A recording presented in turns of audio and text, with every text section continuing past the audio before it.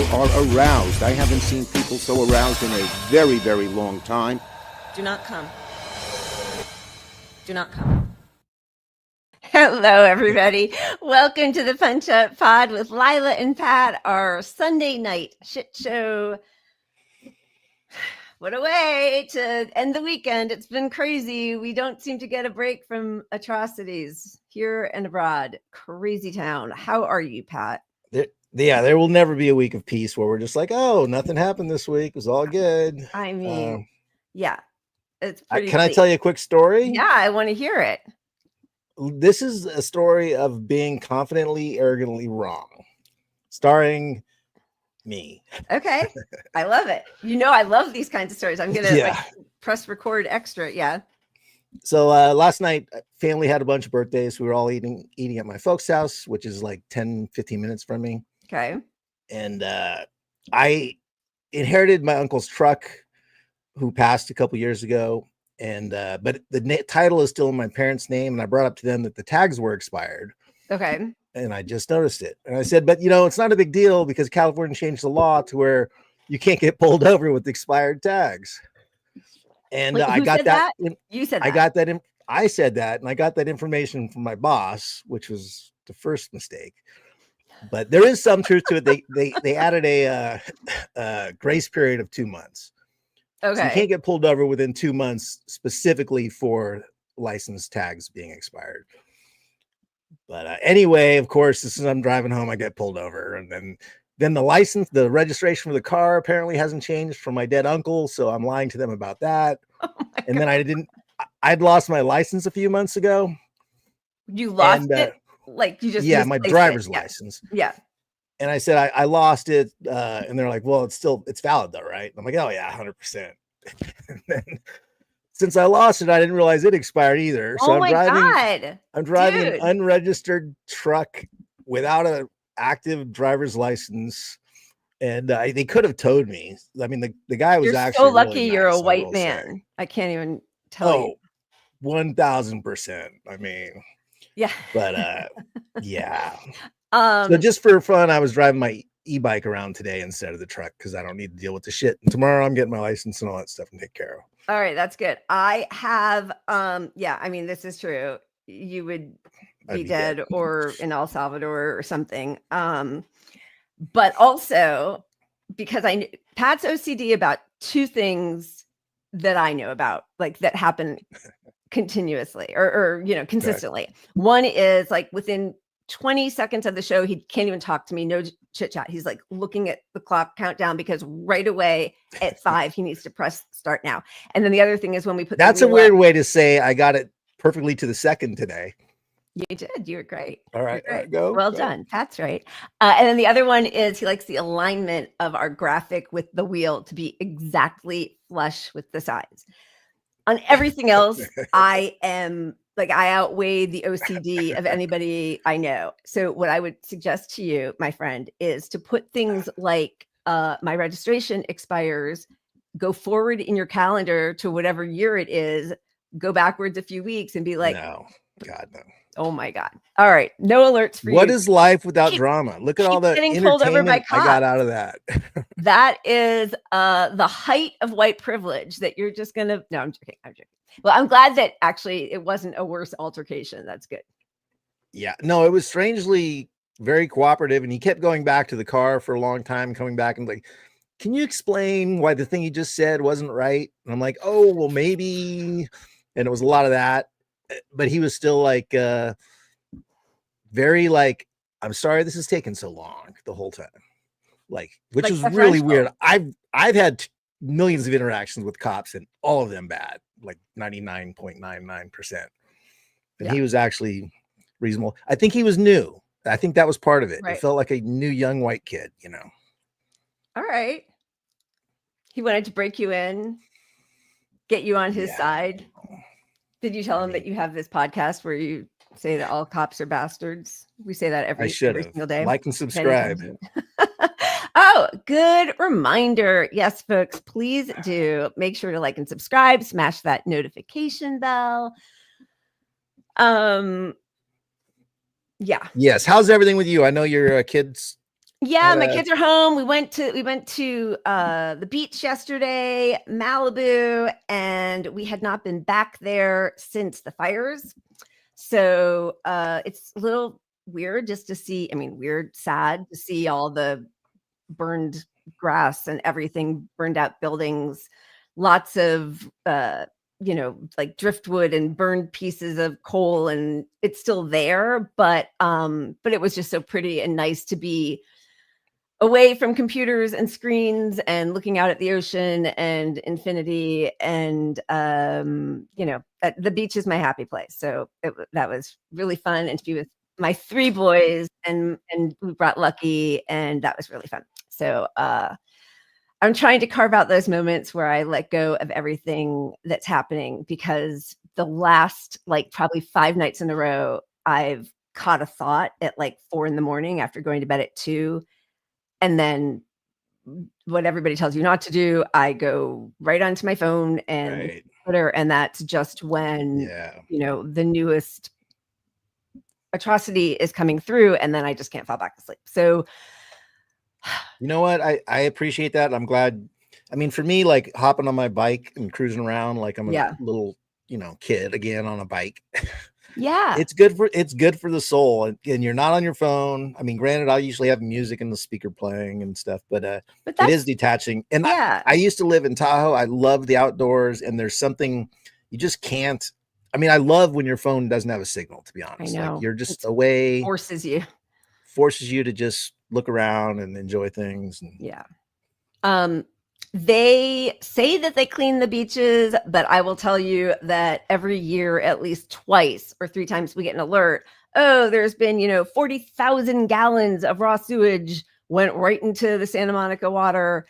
Don't go to the beach. And then 4 days later, they're like, it's fine now. So I know that the EPA denied the funding, to do the testing for soil 6 inches deep, which, if I'm getting that right, I think it's 6 inches, to make sure. It might be, there's no way it's 6 feet, 6 inches, whatever. Anyway, but Lila, it's 6 inches. Trust me, as a man, I'm telling you.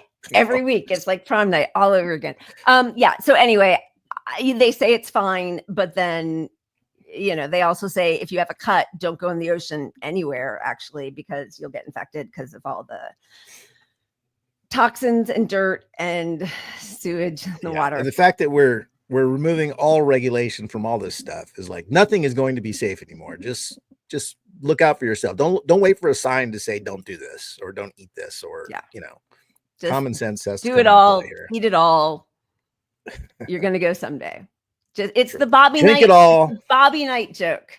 Shout out to my local Urban Roots for like riding a bike is my beer of the day. Look at you. You got a theme going.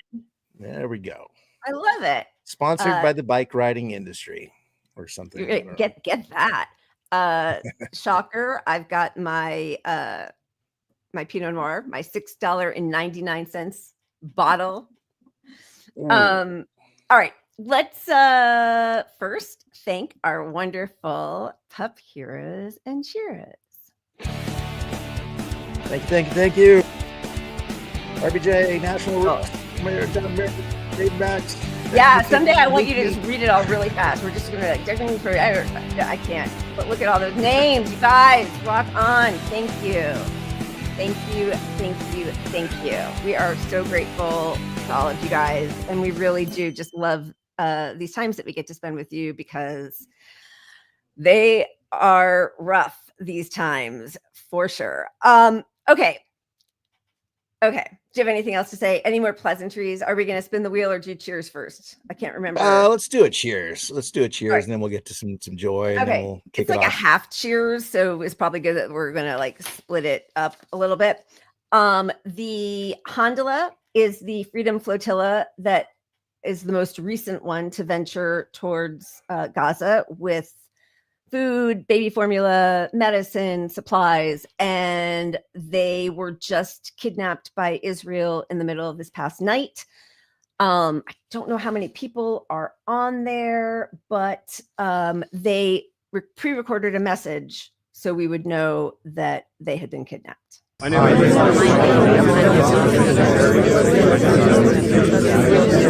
is Hueda Harra from the United States. If you are seeing this video, it means that we have been illegally intercepted at sea and abducted by the Israeli occupation forces. Or forces of a country that enables, profits from, or protects Israel's genocide and starvation of Palestinians in Gaza.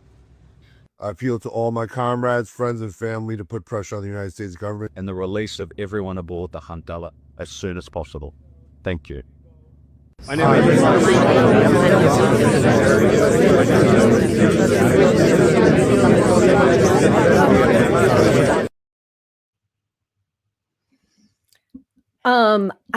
that they have already started asking people to sign the what do they say? Completely voluntary order. Israel does that that they won't come back, that they were doing something illegal, and that they are hereby not going to try to trespass into Gaza again.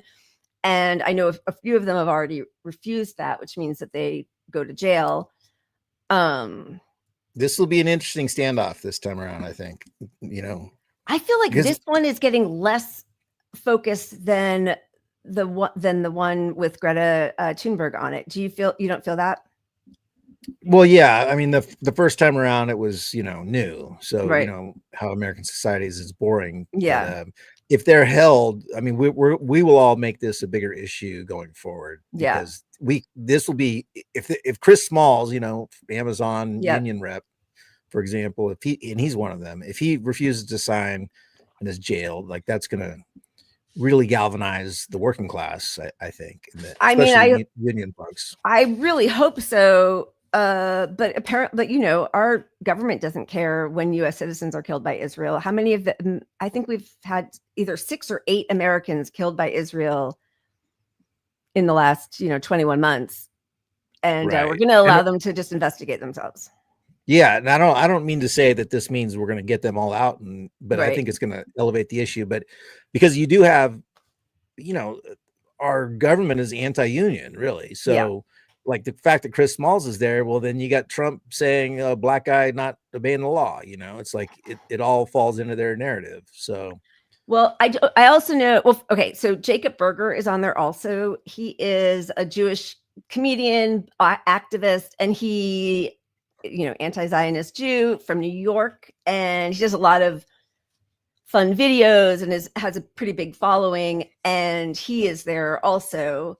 I think there's 2 other Americans possibly.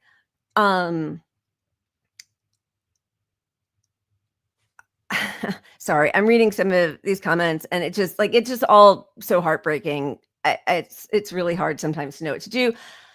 Did just want to share, because I'm, dorky like this, a little piece of history in case anybody didn't know. The Handala was a cartoon created by Naji al-Ali, who fled Palestine during the 1948 Nakba, only to fall under Israeli occupation again in Lebanon in the 1980s. He was assassinated in 1987 on a London street by agents working for Israel's Mossad. His cartoon, Handala, became a famous icon of Palestinian memory and resistance, and the symbolism of the little boy or little child having his back to everybody because the world has turned its back on Palestine. And also, as all of these, politicians and celebrities are coming out now to cover their asses, and we'll talk about that in a little bit. We found this also, which is this was from December of 2023, already 2 months and 2 weeks into this genocide, and many of us were already calling it a genocide, including scholars of genocide. But this was a drawing by 80 Italian comic artists to call for an immediate ceasefire for Gaza, and they all drew their own rendition of Naji al-Ali's Handala. Yeah, right. Which that's amazing. Beautiful solidarity, and also a reminder, as Hillary Clinton comes out now. Whatever, we'll get into it. But people knew. We've all known.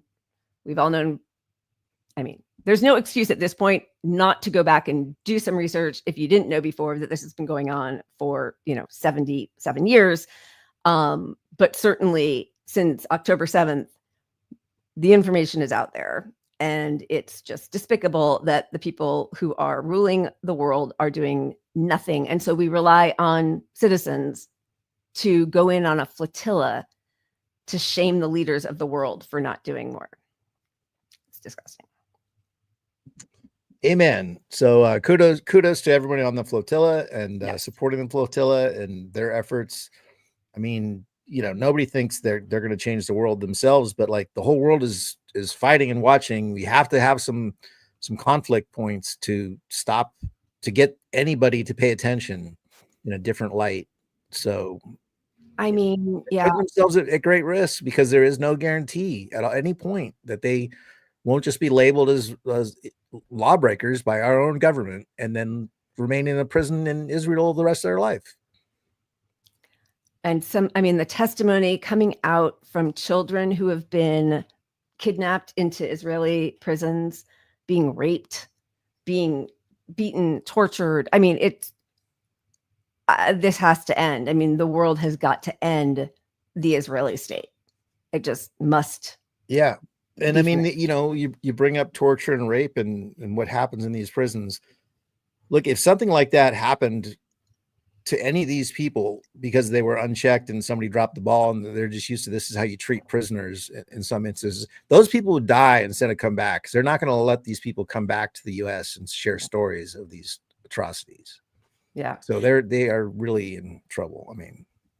I'm actually shocked that they ever let anybody out, because there's so many there are whistleblowers who are either doctors or IDF. I mean, very few, by the way, very few. Like where, the thing that, Sheryl Sandberg, would you hide me? Who's hiding the Palestinians? Right. Like, has a single Israeli hidden a Palestinian? What are they doing? Yeah. Anyway, I know there's like some protesting now, but like, come on. They've been living in an apartheid state since 1967. Well, what you mentioned is correct, because were it not for the fact that there are a bunch of Americans on this boat, probably, like if you take out Chris Smalls, take out some of the prominent Americans, the only danger of tide turning on Netanyahu at this point is American support dropping to a point where our politicians know they're going to, rot in hell, get killed, or, bad things are going to happen to our politicians if they don't do something about it, which we're already there. But like from Netanyahu's standpoint, the one thing they have to preserve is U.S. support beyond everything else. Yeah, which is why they're criminalizing all protesting country. And exactly. They're criminalizing all the protests. The Stop Hate Act. They are, I can't believe what my alma mater, Columbia, is now adopting the IHRA definition of anti-Semitism. So basically you cannot criticize Israel, or it'll be conflated with being or be anti-Zionist, then that means you're anti-Semitic. So, there's a Jewish professor of Holocaust studies at Columbia who's the daughter of Holocaust survivors, who says she's going to have to leave because she won't be able to talk about Hannah Arendt, because Hannah Arendt and Albert Einstein both talked about Zionism as being comparable to Nazism, and that is illegal with that definition. So that's Columbia. It's really embarrassing, Columbia of all places. But it goes hand in hand with what's happening with erasing US's history. All the DEI stuff, all the parks have to take every reference to any bad thing Americans ever did to any group, because our national parks have a lot of history that they report on, of how we treated Native Americans, how indigenous people, how we treated Black people, how, the Japanese internment camps are a big part of the park story too, so, but all that stuff's getting removed. We're whitewashing it to enable this Nazi shit to be normalized. Exactly. And just to whiten the fucking country up, really. That was one of the latest, criticisms of Zohran Mamdani is they found an old tweet where he said something like, I think he was giving the middle finger to Columbus, the Columbus statue at Columbus Circle in New York. And people are saying he's anti-Italian. I mean, you know, anti-Italian. Oh my God. Yeah. All right. Let's spin the wheel and then we'll get into our lovely white supremacist country. Do it. Good Lord. Okay, here we go. Yeah, baby. Yes, please. I'm really glad you didn't land on wholesome. I can't have wholesome right now. I'm not into it. Yeah, I don't want that. I want something. Yeah, baby. I almost want to remove the category, but we do need it. Sometimes we need some wholesome every once in a while. All right, here's a musical interlude about Epstein / Jesus Christ, what's his name? The authors. That would have been funny. I love watching your TikTok, which is next level. Clearly, that's expressed by my 13-year-old son. No, God, please, no, no.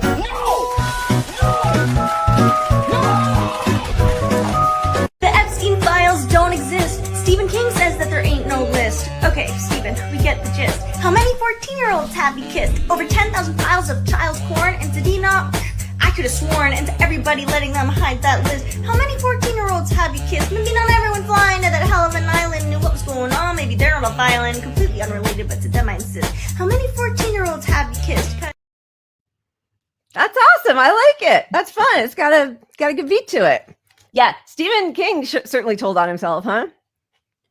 Yeah, he's out there saying there's no list. It's all bullshit. I mean, come on, dude. Why did you jump into that? Like, the Democratic position now is supposed to be there is a list. It's a cover up, even though they had the list themselves and did nothing with it.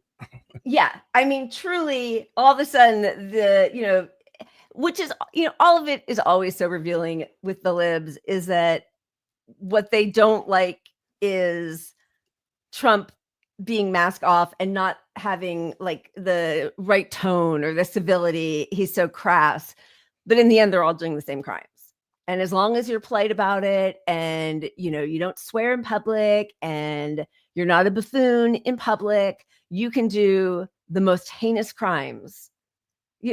Like people are right now like, oh, if only Kamala were president, or Hillary was right about everything. Look what's happening in Gaza. Like, there's just absolutely no perception of reality. They just want things to feel normal and civilized and go back to brunch. And there's nothing more revealing than Stephen King pretending that we haven't known for 3 decades almost about Jeffrey Epstein raping children and all of his clients. It really does bring in his motivation. Like, it's not just some sort of, he wants to protect Trump. Yeah. Like, why would a total anti-Trump lib jump in to protect him on child rape? Right. And just the audacity to think that coming out against the list doesn't put him on the list. Like, I don't know, the arrogance of some of these people, like, oh, they'll listen to me because everybody knows my stuff and they love my movies. I'm so important and valuable. No, you're doing cover up for pedophiles. And you can say the list is nonsense. It doesn't really exist, but there's evidence of who the clients were regardless. You should say, hey, the list may be nonsense, but there's tons of evidence. Let's research and release who the people are. Because that exists even if there isn't like a single, like, here are the pedophile lists, Right. Yeah, it's not going to be a list like that, but we know the people who still fraternized with him after he was already a convicted pedophile and then got out, right? Yeah. I mean, Steven Pinker, Bill Gates, Bill Clinton, like. And I just realized, I've been watching a bunch of Epstein stuff this week. Trump and him were like best friends for years, like literal best friends. Yeah. I did not know the best friend status applied here. Like, did you not listen on our show a few days ago where we were talking about his 50th birthday party? What? Yeah, we covered it, but there's like more. There's more stuff than that. Yeah, is what I'm saying. I watched a bunch of stuff where people were like, "Hey, they talked every day." Well, because Mar-a-Lago is right near his island, and actually, he found Virginia Giuffre, who was the biggest sort of victim who came forward, and her testimony was relied on the most. She was with Bill Clinton, she was raped by Bill Clinton and Dershowitz and Jeffrey Epstein, but Epstein got her from Mar-a-Lago, which is where she was working first. Yeah. I mean, it is all Eyes Wide Shut Stanley Kubrick territory. It's really disgusting. Okay. Sorry. I'm trying to just okay. So we are headed into go to white people. We're gonna go to white people. We're gonna go to white people. We got white on white crime here. We got a lot of white crap happening, starting with the White House. Just, this was posted just this week, a couple days ago. Putting my readers on. A heritage to be proud of, a homeland worth defending. American Progress, John Gast. Interesting that the heritage is a white woman, enormous, taking over Native people on Native land.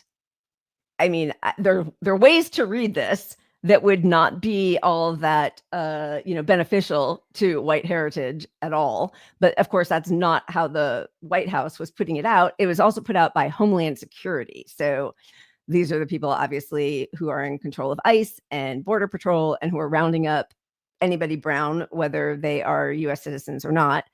But also the capitalization of heritage and homeland is a little bit of a dog whistle. And the fact that there are 14 words in this post is a bit of a dog whistle to Nazis, right?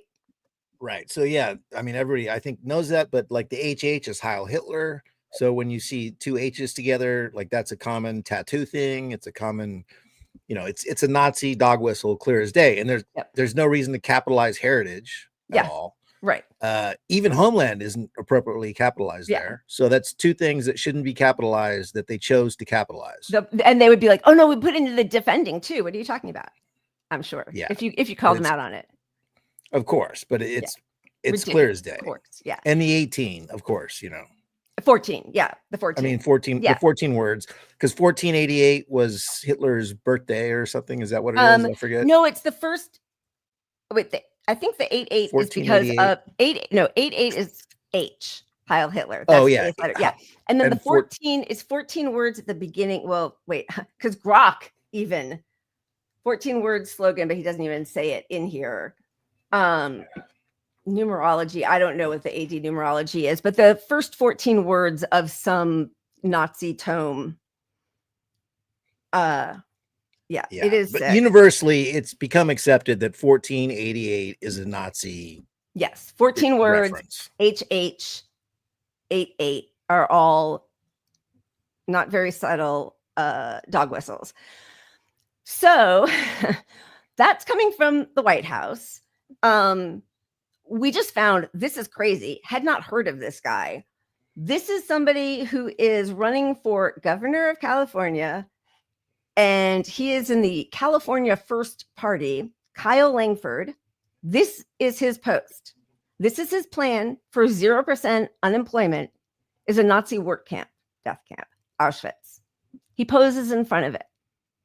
And when the Auschwitz Memorial called him out on it and said this is unacceptable, he then quote tweets it and does another video proudly. I mean, clearly, this is his unemployment plan. But this is a normal person walking around, not normal, but he's walking around on our streets while they're busy rounding up and kidnapping and sending off to dungeons people who are just trying to make a living.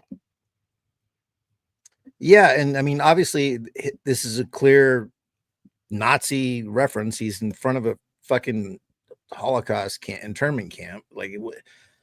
But what does he even say? Is he saying round up the Jews? Because you can't do that and get elected as anybody. So it's just rounding up the people we're deporting. It's like, yeah, I mean, there's a lot of mixed messaging there, but we do know that people who Sig Heil, like Elon Musk, are forgiven or given some leeway by like the ADL, who calls out people who are protesting genocide, right? So they said, well, it's a little awkward gesture. So like I could see a world in which the people who are Zionist are forgive. I mean, I think that's probably a bridge too far for most Jews, I would assume and hope. Of course it is, but the fact that we don't have the ADL out here screaming about this is just absurd. You're coming after Mamdani, and here's a politician running in front of, like, that's his plan, right? Not free. It's not some lunch for students. Yeah, it's not some like, oh, we support both sides in the protesting and, you know, the neutralness. I mean, this is just overt. It's a fucking holocaust. I mean, what are you doing, ADL? If you're fighting anti-Semitism, this should be top of your list in politics right here. This is it. This is peak. Like, you got them. And yet he remains unscathed by our police or our politicians, who have nonstop been talking, as you said, about Zoran Mamdani not even saying globalize the Intifada, which we should all be saying every chance we get. Okay. Also, terrifyingly, there is a new community being built in Arkansas with plans to spread to Missouri. So coming to a community near you, whites only, Arkansas. No blacks, no Jews, no gays. High up in the Ozark Hills in the state of Arkansas, dozens of people have been working hard, building houses and a new type of community. It's called Return to the Land, and it is a town open to white people only. They are millennials and Gen Z, and this is a new update of age-old prejudice. What we've done here is establish a place where we have control over who our neighbors are, and that is just for the sake of preserving, you know, our culture. And that culture, effectively, we're saying this is a white culture, a whites-only place.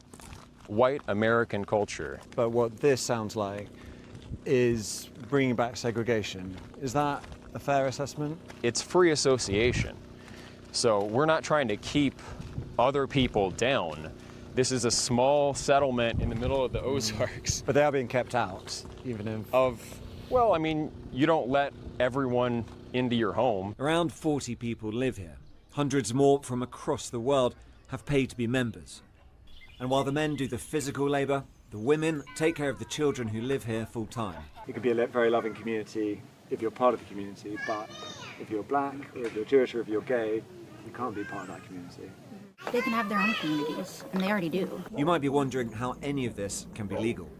Return to the Land is structured as a private members association, which they believe allows them to discriminate on the basis of ethnicity, along with other factors. That has yet to be tested in the courts and may well fail. The Arkansas Attorney General has said his office is now reviewing the matter as a result of our reporting, and that there is no room for racial discrimination in Arkansas or anywhere in a free society.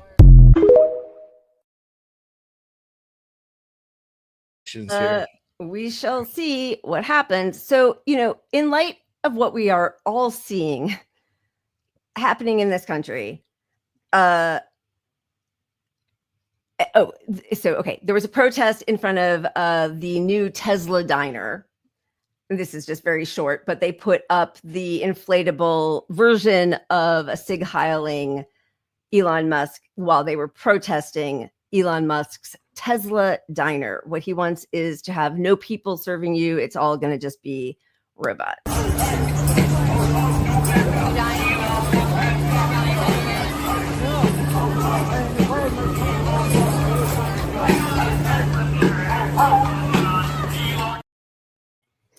Okay, so I wonder if, you know, that's the kind of thing that sometimes can get people in trouble, like even just putting a Sig Heil, even though you're doing it as a rebuke or as a heavy, strong criticism of what you think the person's actual ideology is. But I thought, you know, clearly we all know what's happening in this country and around the world, and it's terrifying. Yeah, and the Tesla diners thing is terrible for LA. LA doesn't want it. It's terrible for the neighborhood. It's a bad design. It's not much different than his little tunnel thing where like, Yeah. oh, let's get rid of trains and just put single cars in a row underground. So, you know, it's making a clusterfuck in the neighborhood. They're going to be like 2 jobs at this whole place, you know, I mean, probably more, but like they're going to get rid of people working here. So you're watching this billionaire come in, make your life miserable if you live around there. Yep. So that visitors can come and have an experience and have no employees paid, you know. Also, I think a lot of it is that you sit at your car and you're served at your car, which is another way of just like destroying any kind of community, right? You don't talk, not that, listen, I was a server for 10 years, hated it, hate serving the public, not nice people. But, you know, there is a community going to your local pub or hanging out on a patio with other people. Like each thing that these tech billionaires do is meant to balkanize all of us, like separate everyone from each other. Yeah, I hate it. I mean, and it does, you know, it's subtle, but it does go, it does match this going back to an earlier time with the diner thing. Like, you know, the skate girls would come out and skate and drop off your food to your car, you know, at the old places. And they're trying to evoke that kind of feeling, which is why it's sort of retro-y. It's sort of gothic, or not gothic, that's the wrong term, but anyway. But they're trying to evoke old 50s, 60s kind of vibes in the modern technology. Right. Make America great. Yeah, I mean, it feeds into that. But. Yeah. Okay, so this is all because this is a little more delicate, I think, but I also think we both feel like it's important. So I don't want to speak for you in it, but in the midst of this, Sydney Sweeney, who is a young star, for those of you who might not have teenagers or who are as old as I am, might not have already known about her, but she's really actually great. She's been in a lot of shows and movies. She was Euphoria and Handmaid's Tale. And I think in 2020, a photo surfaced that her brother had posted from her dad's 60th birthday. I think I'm getting those details correct. And in the photo, it wasn't something that she posted, but she's there. She's at her dad's or mother's 60th birthday. And it wasn't, her eyes are even closed in it. Like she's kind of off, moving away. She obviously didn't plan for this photo to be posted. But in the photo, you see lots of people with MAGA hats and a guy with a thin blue line flag on his t-shirt. And she came under a lot of fire because she at the time, I think, was on Euphoria, or she had just left Euphoria and was about to start a pretty, major film career. And to have any alignment with Trump publicly at that time was a really big issue. So I'm just putting that in there as part of the context for this ad that she just shot for American Eagle's blue jeans. So this is the ad. Genes are passed down from parents to offspring, often determining traits like hair color, personality, and even eye color. My genes are blue. Sydney Sweeney has her genes.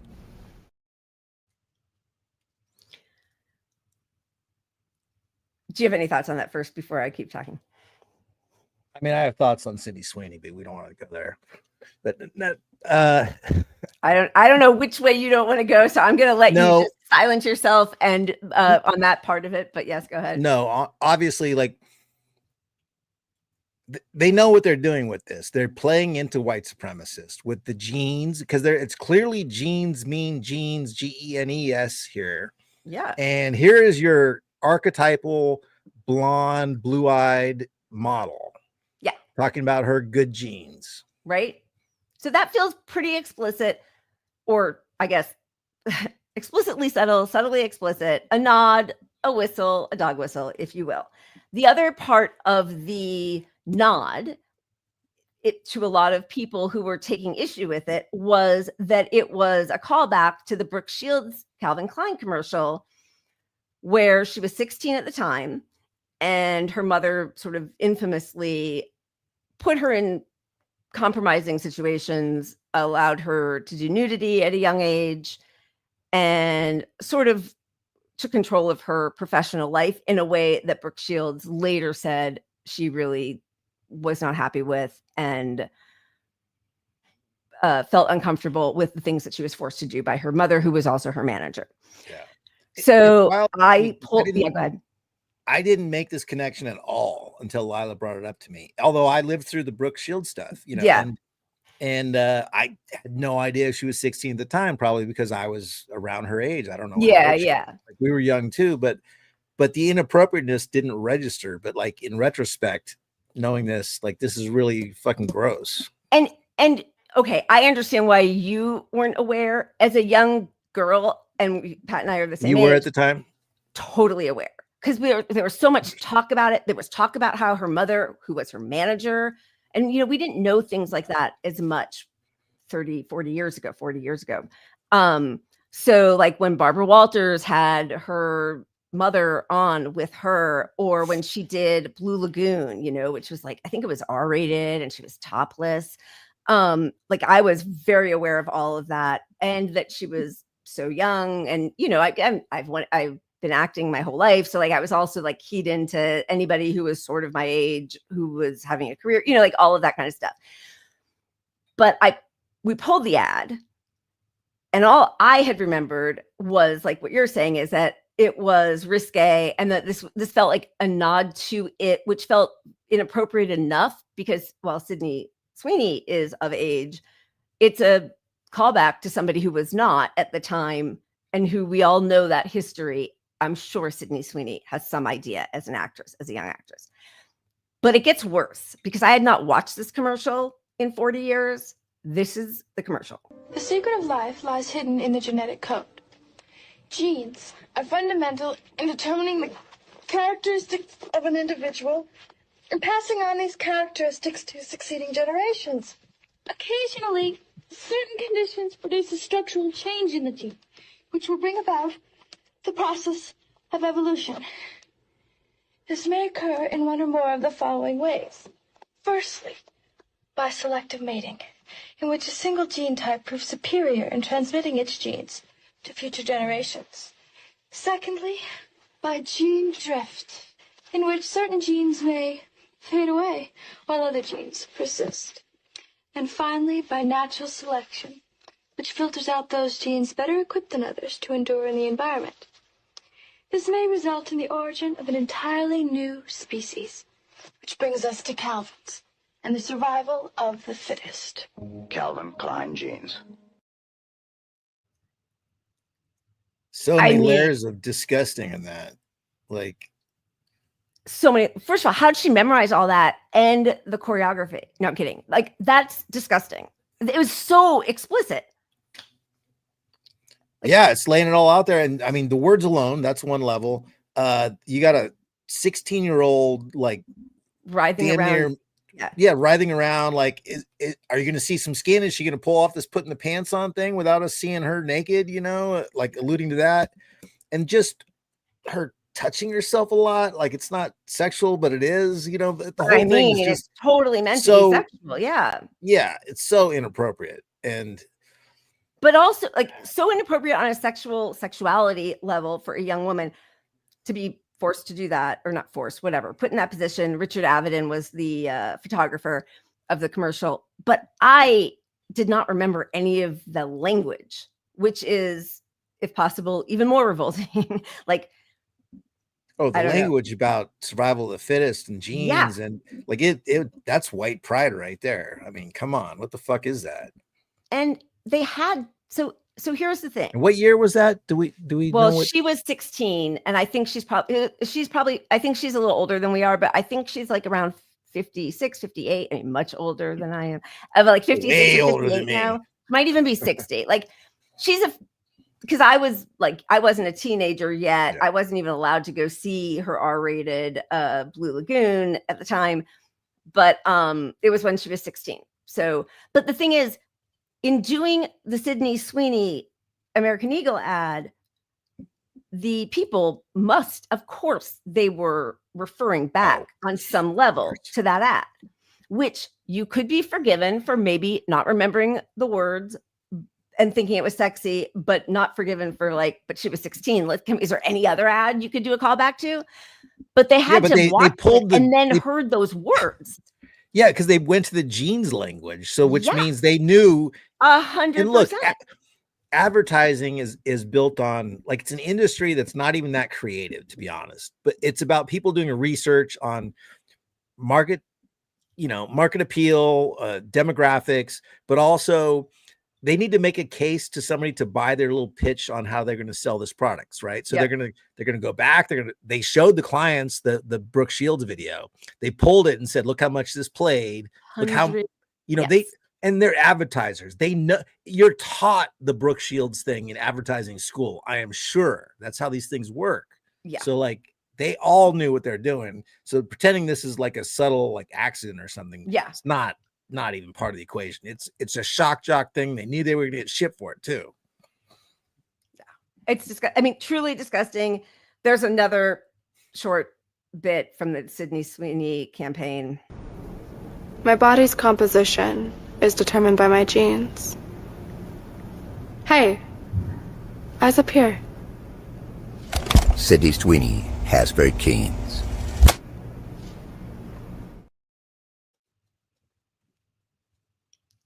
So I think, whatever backlash. I mean, I hate it. I hate it. And if you have Sydney Sweeney in an ad, I would probably naturally love it because she's very attractive. She's beautiful. I could not hate it more with all this white jeans talk. And it's disgusting. None of it is an accident. It's all intentional as all hell. Certainly true. Yes. Like American Eagle is going to become the white person jean after this. Well, I don't know how, I haven't got a new pair of clothes in probably like seriously 7 years. And that even then, like, I'm not a big shopper. I don't really enjoy it. So I don't know if those are like expensive jeans or not. I have no idea, but it would be funny if like, just like Elon Musk, it used to be for like, white libs. And now the people, well, nobody likes Elon Musk anymore anyway, but like when he became the MAGA guy, it's a little bit out of most people's ability to afford. I wonder how expensive those American Eagle jeans are. But so I remember going into, they had American Eagle shops in the malls, and it's sort of like it feels sort of God, what's the other brand that's sort of related? It's not REI. The one that had all the naked models. No, but there's one that they're leaning on Americana, right? Which is back to the diner. What I was going to say was Art Deco was the period that they're sort of implying a lot of Musk stuff. Abercrombie, no, God, there's another one. But anyway, they're just generic ass jeans. They're not special. There's nothing even special about them. It's just that's what Eddie Bauer is what I'm thinking of. There's sort of a cross between Eddie Bauer and Abercrombie and Fitch, like in the middle there, I think. Because Abercrombie, cheaper, cheaper than Eddie Bauer, I think. I don't remember them being super pricey. Eddie Bauer, I think of as being more like preppy, like outdoor preppy. Is that what American? Well, anyway, I don't even know. I just going back and seeing that Brooke Shields commercial really made it completely clear, and they are just brazenly announcing who they are. Gross. We don't have, this could go in the Israel, and probably we could have even put it on the Handala part, but just in terms of like white people appropriating other cultures and thinking that they're theirs, or assuming, or like the Manifest Destiny art from the White House that the White House put out there. One of the members who's just been kidnapped by Israel on the Handala flotilla is Jacob Berger. And he did a kind of funny video where he makes a compilation of, I think, Israelis being asked what their favorite Israeli food is. It might be Jewish campers, but what is their favorite Israeli food? I'm not going to be able to find it because I complain about this damn platform all the time. They will StreamYard. not let us organize things. I'm getting there. I probably put it. Oh yeah. Okay. Ready? Favorite Israeli food. Favorite Israeli food? Brisket.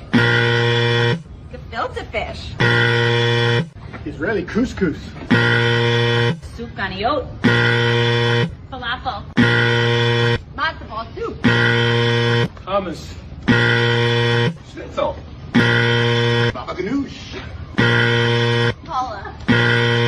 Cucumbers, tomatoes, Israeli salad. Woo!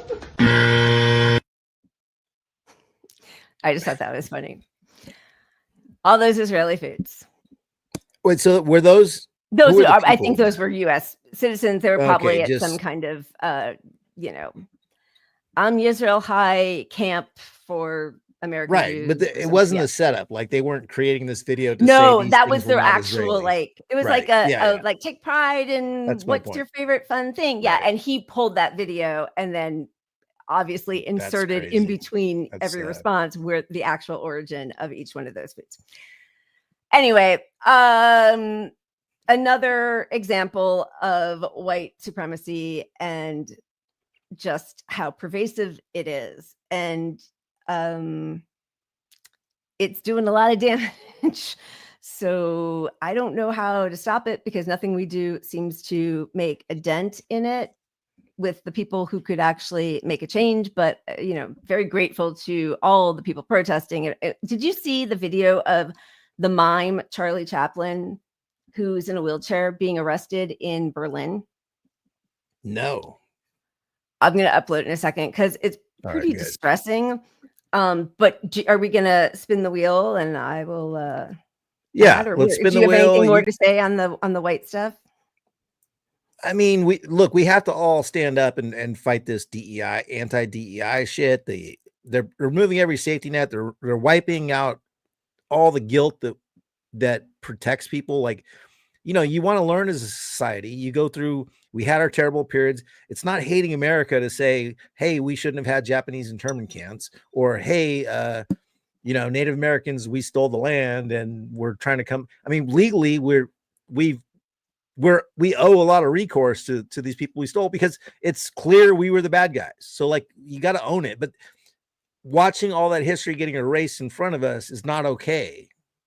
It's important. And kids are learning in school now. Schools are not going to get the federal funding if they allow The any truth about teaching of some of the Columbus or- truth yeah. in their, so like, but the books they buy aren't going to have any of this stuff in it because they're going to be That's right. if you're a rural school and you rely on federal funding and you're thinking about this book or that book, well, this book doesn't bring up MLK. They don't have anything about fucking slavery in it. Oh, well, that's the book we got to go with because we could get our federal funding cut, so that's all happening. So we have to fight that on the local level. If it's your kid in your school, you got to raise fucking hell and demand shit from your PTA. Yep. But just Because that's how it starts. Like Republicans and right wingers have been really good about grassroots and local politics, and they have spent the last several decades taking over city councils and school boards and infiltrating strategically. They got the totally. KKK folks infused into the police departments. That's right. I mean, they have been, the Project 2025 was Project 2024 and 2023. I mean, like, this is an ongoing project with a long, broad vision sorry, I keep like biting my lip, that started decades ago while Democrats, were moving rightward because thanks Bill Clinton and the Koch brothers, who sponsored him, by the way. So and it's also what makes it so much more catastrophic that a huge university like Columbia that does have a ton of power and money, both from the federal government, but from private donors, but also as a, renowned university, and Harvard, right? Like, that they capitulated at all. And even though Harvard's like semi-fighting back, they spent a lot of time bending the knee to Trump, and to, even before that, to anybody, to Congress when they were being called out for anti-Semitism because there were student protesters. And if they had taken a firmer stand against this, then it would have set set the model. And instead they relented. And it's, what chance does a public school that relies on funding have against an administration that's hell-bent on racism? Completely.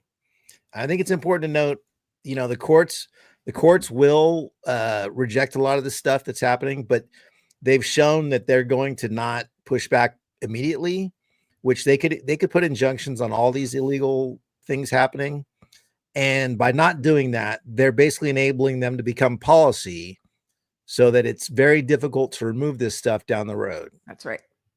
So like if you're sitting around thinking a reasonable court is going to save us, well, one, we don't have a reasonable court, and two, they're not going to save us anyway. Even if they think this stuff's wrong, they're playing along with Trump to give him a couple years of this stuff, so it becomes sort of, policy of the land, because they could stop it immediately. They could have hearings on this stuff. They could rule on a lot of this stuff immediately. They don't have to wait for a long pipeline up the courts.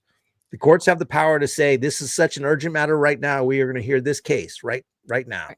Well, here's another problem with the courts is Democrats were completely complicit in allowing all of Trump's judges, and this was in his first regime, to be appointed because Chuck Schumer said we have to go on vacation, just appoint them all. So they've also taken over the courts.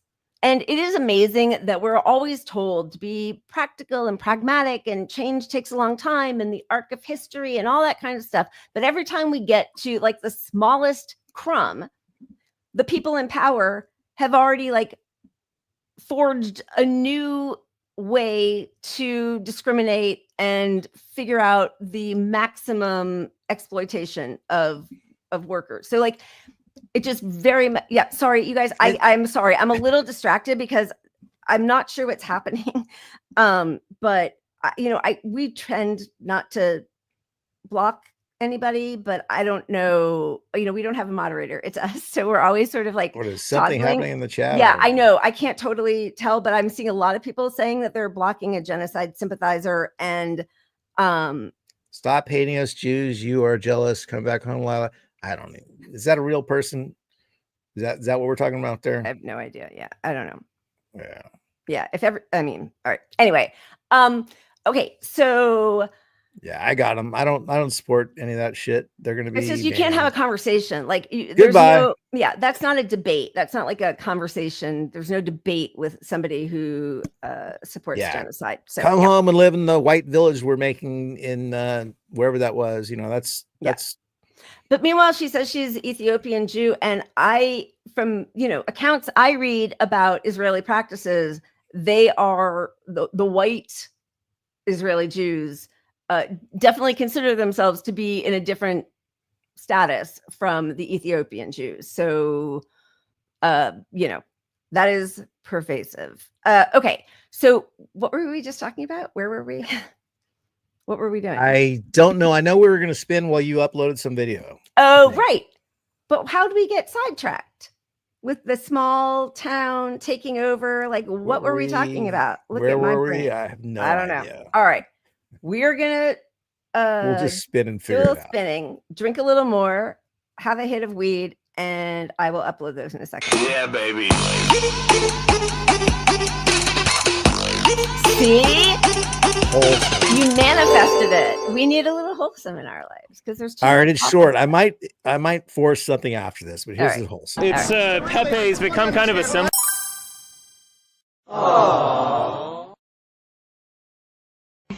Por que você fez essa maquiagem? Porque eu queria ficar igual o cantinho.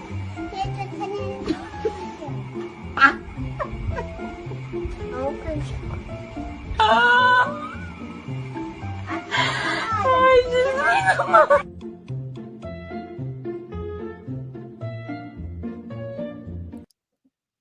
That's really sweet. I love that. You don't normally choose things with kids. I hate kids so much. With no, kids I don't hate kids. I'm just kidding. And you're always like, that's a little sweet. You know what I don't like though, which I just don't understand? Like babies. I don't like babies at all. I'll be honest. What? How can you kids? not? Yeah. Yeah. Babies, I'm always worried they're like so fragile. Like all I could do is some damage. I don't want to. Oh, so it's don't so hand you me don't your like baby. something in yourself. It has nothing to do with the baby. It's your ability to handle the baby. Nah, but even the cuteness is super rare. Like even the ugliest kitten is cuter than the better baby, best looking baby. Oh my God. I'm gonna be honest. You don't have to be it's honest. a me thing. I know it's not normal. People don't normally feel that, but I love kids a lot. Yeah, like I really do. That's nice. All right. Well, are you going to do another thing, or are we? Because I have those. Oh, shoot. Yeah, let's do another thing. Just a little fun. Wait, do you have your video ready? Because we have a longer one I could play. I do have it, but we can. Okay. Yeah, let's just go off the rails with the what the fuck.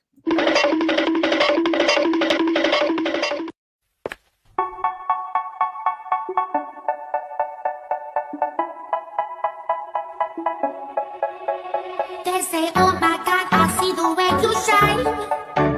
Take your hand, my dear, and place them both in mine. You know Oh my God, we're gonna get nicked by copyright laws. and now I beg to see you dance just one more time. Ooh, I see you every time. And oh my, I like your style. Ooh, you make me wanna try. And now I beg to see you dance just one more time. I don't know if that Just in counts as time. fair use. No, All right, but that was pretty. That's a lot of talent. That's a lot of talent. There was actually a Apparently video that I had pulled. It's so good, but it was Smooth Operator, and I was like, oh, forget it. We're gonna they'll just black Doomed. out the screen. But it was what's it called? The hand stuff. You know, when you do Sign like language? shadows. What is it? I was saying sign language, but obviously it's not. Oh my God. Can you imagine? What's that thing? No. Sorry, but- Lila, you're canceled. I can hate No. babies, but I didn't mock the disabled. I did not. deaf. It's, you know what is I it did called? not mock the deaf. All right, I'm looking at our chat because Shadow Shadow Puppets, Puppets. Yep. Lena. I thought is that Is there just it? something Is else? it just Shadow? Because I mean, thank you. I'm not like that's great. I thought there was like a different word. Maybe it's because it's inverted, and I thought it was puppet shadows. No, Shadow Puppets. Okay, Shadow Puppets. Anyway, maybe I'll pull it for the next one. Okay, so from here we were gonna go to the lovely GOP, but just so we know, and I know we're all aware, we talk about this so much because it's crazy to me that Germany was held up as a country that after the Holocaust rehabilitated itself, really honored its horrific history, did a lot of work to try to make some sort of amends, both with monuments and museums and financially, and even legislatively, where certain words were banned, which I will never endorse that. So that already should be a flag to somebody. Yeah, But they it- overreached in an effort to cleanse show how- the guilt. yeah. Like Exactly. we're gonna go too far, so we're not just woke, we're woke plus cubed. Right. you Right. know. Yeah. We will never again. And now you have the descendants of actual Nazis arresting people who either survived the Holocaust or who are children of parents who survived the Holocaust, who are protesting a genocide in what looks to me like IDF/US police tactics, just brutal assaults on very peaceful protesters. So this is a mime who is in a wheelchair, and he is protesting against this genocide, and he's dressed as Charlie Chaplin from The Great Dictator. Those who can hear me, I say, do not despair. The misery that is now upon us is but the passing of greed, the bitterness of men who fear the way of human progress. The hate of men will pass, and dictators die, and the power they took from the people will return to the people. And so long as men die, liberty will never perish. Soldiers, don't give yourselves to brutes. Men who despise you, enslave you, who regiment your lives, tell you what to do, what to think, and what to feel, who drill you, diet you, treat you like cattle, use you as cannon fodder. Don't give yourselves to these unnatural men with machine minds and machine hearts. You are not machines. You are not cattle. You are men.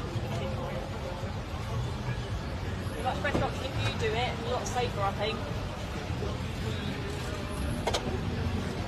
They're arresting him for silently holding a sign that says peace.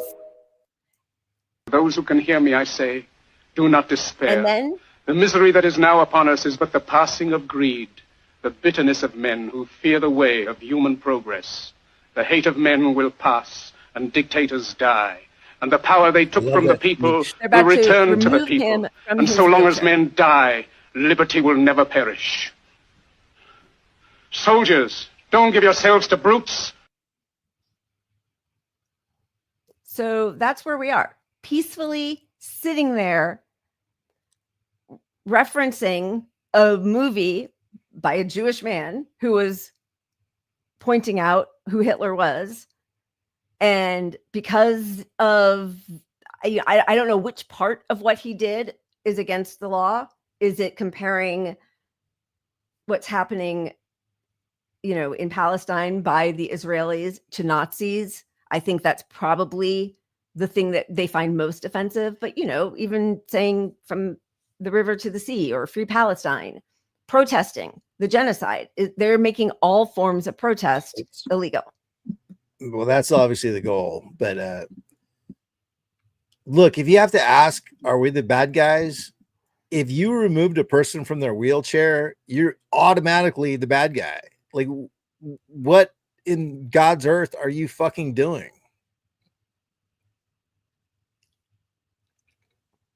I mean, it is so shameful. And also, I know we talked about it. We didn't show the speech, but the president of Columbia, the country, not the university, Gustavo Petro, in a speech a few weeks ago or a week ago, was talking about what we have all talked about, that it's not just the boomerang effect, which is also present, right? Like US police go to train with the IDF and our military, when they are encouraged to torture, people in Iraq and Afghanistan, and then come back here. And then those tactics are sort of introduced into both our military and our police, and all of that, that's boomerang effect.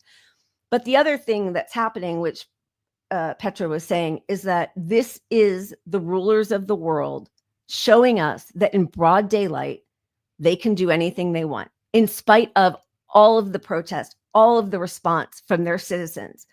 Across the world, citizens are rising up. And nobody, except for Ansar Allah and the Freedom Flotilla people, are physically moving to do anything to be helpful. And, his point was, we're letting them get away with this. And this is what they're saying is, we don't care about your rights. We don't care about your health, your lives. You are nothing to us. We can do whatever we want. Yeah, it's pretty, it does make me sort of despondent, because I just, look, we're in a weird phase, because like the news is so obvious and people are so obviously on the side of Palestine around the entire world, that we're all learning collectively how powerless we are. Yep. But while we're learning how powerless we are, these politicians need to survive their fucking complicity in this genocide somehow. So they're trying to like pretend they're the good guys, and we're in this phase of like, we're going to hear a lot of fucking words forever and no change in course. And that's why, all these people on the flotilla and anyone doing anything they can, like, you're doing more than people that actually have the power to change this. Yep. Like, so people like that, like that's the bravest guy I've seen this week, you know, like, and the flotilla people, same thing. Our politicians are fucking cowards. They're so scared of the AIPAC lobbying and they've been none so of it is about. And I do think a lot of it is rooted in white supremacy, even above and beyond the AIPAC or Israel lobby, which is, you know, plenty forceful, like just a general terrorist brown people kind of vibe. It's just part really, of it. Yeah, there is like a deep rooted hatred of anybody not white. And like they deserve it, or that's just the way things happen. I mean, look, like, I mean, you know, we have not done proper diligence in talking about what's happening in Congo, right? Like, which is also Israel, you know, doing genocides and famines everywhere they can. But there is, I think, an idea of like, oh, well, people are poor there. Like, why is Bill Gates, you know, he's such a hero. I mean, I know we don't think this, but like such a hero, and USAID and his Gavi and the, you know, injections, the vaccinations, and how many people he saved. But what they never say is how many people he hurt and what this is doing to whitewash his reputation. If people really knew that, what a monster he is, that he is, you know, anti-union, he's destroying our environment. He's done look, why is he even an expert on medicine anyway? Like, why does anybody think of him that way? Why is he the biggest single donator to the World Health Organization? He doesn't have a medical degree. He just has money. So he could shut down a global vaccination project that with the very first vaccines when COVID started, which they were highly effective. If we had truly just, you know, jabbed the world and masked up while that was happening, but he stopped it because the only way to do that was to release the patent or to waive the patent. And he didn't want that to happen because it might somehow infringe on his ability as a, you know, 100 billionaire to make money in the future if that set a precedent that we could waive patents. So, you know, I think there when I was growing up, and this is so gross, but I think of what we would see, those Sally Struthers ads, you know, about feeding a child, and there would be like a fly around a starving child in Africa. And there was never the question of, why is anybody starving in Africa? Why is like, yeah, in fact, I specifically remember, you know, being a teenager and kid during that time. And the butt of all jokes was like Ethiopian skinny, you know, it was funny to make fun of like, haha, you're a skinny, starving Ethiopian, like the cruelty. Yeah. You know, at that age, you don't know better to a lot of it. But the fact that was a common joke, just like, you know, a dumb Polish person was a joke. Like these were common threads back then. But Bill Gates is absolutely a fucking villain. He belongs in the Hague. He you know, with the whole world suffering from a pandemic that he believed in, you know, it wasn't like he knows, he's smart. Unlike a lot of billionaires, he is actually smart. So he doesn't get a pass for not understanding the science on it. Right.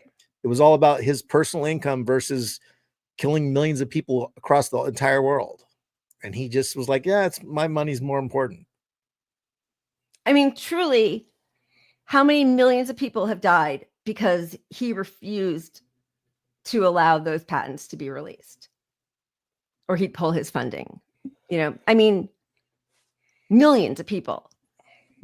Yeah. So wait, before we move on, since we're on all billionaires are bad, let's play a little video so I can go to the bathroom because this is very important to me. Okay, good. Do it. Here we go.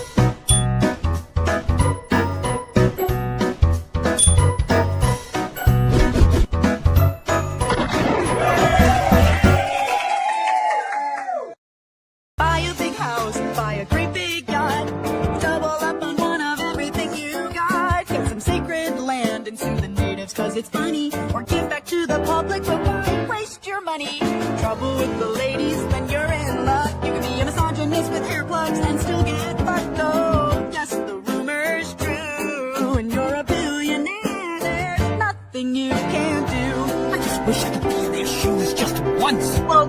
No matter what they say, you did it all on your own. Just omit that part from the memoir about the blood money loan. You made some minors, your minors got that gold off for cheap. Some would call it corrupt, we'll call it thinking on your feet. Of course they complain, but you don't make mistakes. You put up suicide nets and remove bathroom breaks. When you live above the law, who's gonna sue? You're a billionaire and there's nothing you can't do. You don't get so dark about it. Everybody's so mean, they won't give you the chance. And it's starting to feel like 18th century France. Lucky you have those politicians in your pocket who defend you as you run away on your big boy penis rocket to Mars. You fucking wait, I don't feel anything. That's because your empathy's running away. It feels great. Look at those sad people working off their asses. When you made it, you don't even have to pay income taxes. Wait, what? Oh, yeah, billionaires somehow get away with never paying their income taxes. Like, you and I pay more than them every single year. Are you fucking kidding me? How is that even fair? They're sitting in the top 1% of the wealth bracket. The very least they can do is give back to the society they leech from. Burn and destroy it. The system's a dud. Billionaires create wealth the way that pigs create blood. Tell them to shove it where the sun don't shine. Cause the only trickle down that works is piss on your thigh. Money may not buy you happiness, but it will make you a god. Till the people see you're just a nerd who built a weak facade. Oh, what are you gonna do? I guess that means it's mine. Huh? I guess that means it's yours and mine. I guess that means it's mine and your money too. They have all money. There's no way they could get to $1 billion without stealing $1 billion from labor and public resources. And me? God, I wish I was rich. Can I keep the suit? That's awesome. I didn't know her, Rose Kelso. Brava. I love that. I don't know much about her, but apparently she worked for Paramount and Paramount paid for her to make this video, and she was on their dollar while she made that. Wow. So I don't know. But follow her. I'm Rose Kelso. See what she's all about, because I agree with her politics 10,000%. Let's go. Yeah, that's awesome. So far. All right. Unfortunately, we are moving into Trump and the GOP. Which part do you think we should? There's one little fly floating around, so I'm being distracted by that. Got it. Okay. Well, one disgusting thing that's just happened recently is an executive order. This is insane. An executive order that will pressure states to incarcerate homeless people, defund housing first. How do you solve homelessness? They'll defund housing first, criminalize encampments, and cut funding for cities that don't follow his fascist orders. And when you criminalize them and you put them into places where you're like basically camps to deal with their mental illness, we already have a people who are disabled registry by Maha RFK Jr. Now homeless people. And by the way, this is not only a GOP thing. This is something that Gavin Newsom does, most progressive governor ever, where he put out a video of himself doing sweeps of homeless encampments like he was some big hero. Yeah, he was in a video that he put out. That's the part that's really fucking amazing, of clearing camps where there was a tractor involved too, like just bulldozing camps, like, hey, California's not going to take it anymore, but we're going to clean the camps with empathy, and but we're looking at funding, jailing, criminalizing homelessness. We're going to lock them all up in these camps. We're going to make insane asylums and lock these people up forever, which is hugely expensive. Like, the expense of it, you could lock them up, or you could put them in a house for a third of the money you're going to put them. You're going to pay a private prison probably to keep these people in jail. And they're going to end up in some private prison. And what's the incentive to let you out of the private prison when you get fucking $100,000 a year for this person to be in your private prison? Yeah. And in order for them to prove their worthiness ever to hope to get out, they will be forced to work for free. So you've got slaves. I mean, that's really what's happening. Prison labor, of course. That's what it is. That's what prison does, right? And I mean, it's also what Nazis did. Like all of these things, like it's not that, and there's a lot of talk about this now with all the people who are like, oh my God, the starvation of, Palestinians. And yeah, exactly. It's horrific. We've got to let food in, but we've all known it doesn't happen. Like they're acting like we didn't know what was happening as these measures were being put in, the dehumanization of groups of people, right? You're homeless. Why are you homeless? Why is anybody homeless? I know forever it was, they have mental problems or they're drug addicts.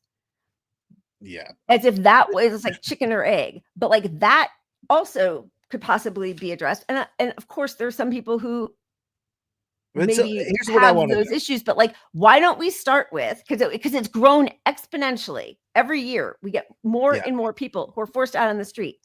Pay people a living wage. Don't let BlackRock and Vanguard buy all the homes and all the rental properties. Make them affordable. Put caps on rent. Encourage home buying, home ownership. Make healthcare free at the point of service. There are all sorts of ways to proactively prevent homelessness. But they don't do that. And there's a reason they don't do that. And it's not just, I mean, it is all based on their like pathological greed, but it is also because this gives them a new workforce. But yeah, obviously, I mean, look, all the studies show the cost of rent is the number one thing that is the cause of homelessness, right? Yeah. So, but here's my question, right? Okay. You did the crime of being homeless. And so you're going to go to jail and you're in jail for a year and you get out. How are you not going to commit that same crime for the next fucking 2 months, until you're locked up again? Like this is just, there's no pathway of getting money like that. You're not going to go to homeless prison and learn how to be able to afford rent when people that have college degrees can't afford fucking rent. Yeah.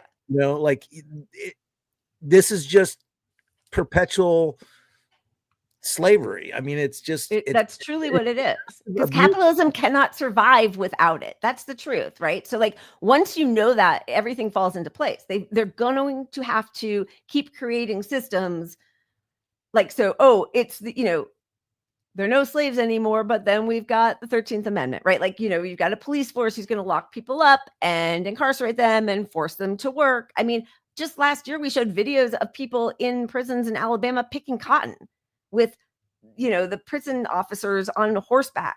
Like, it is so crazy. And they were so brazen that there was a field trip where they took these black kids to a cotton fucking. Yeah.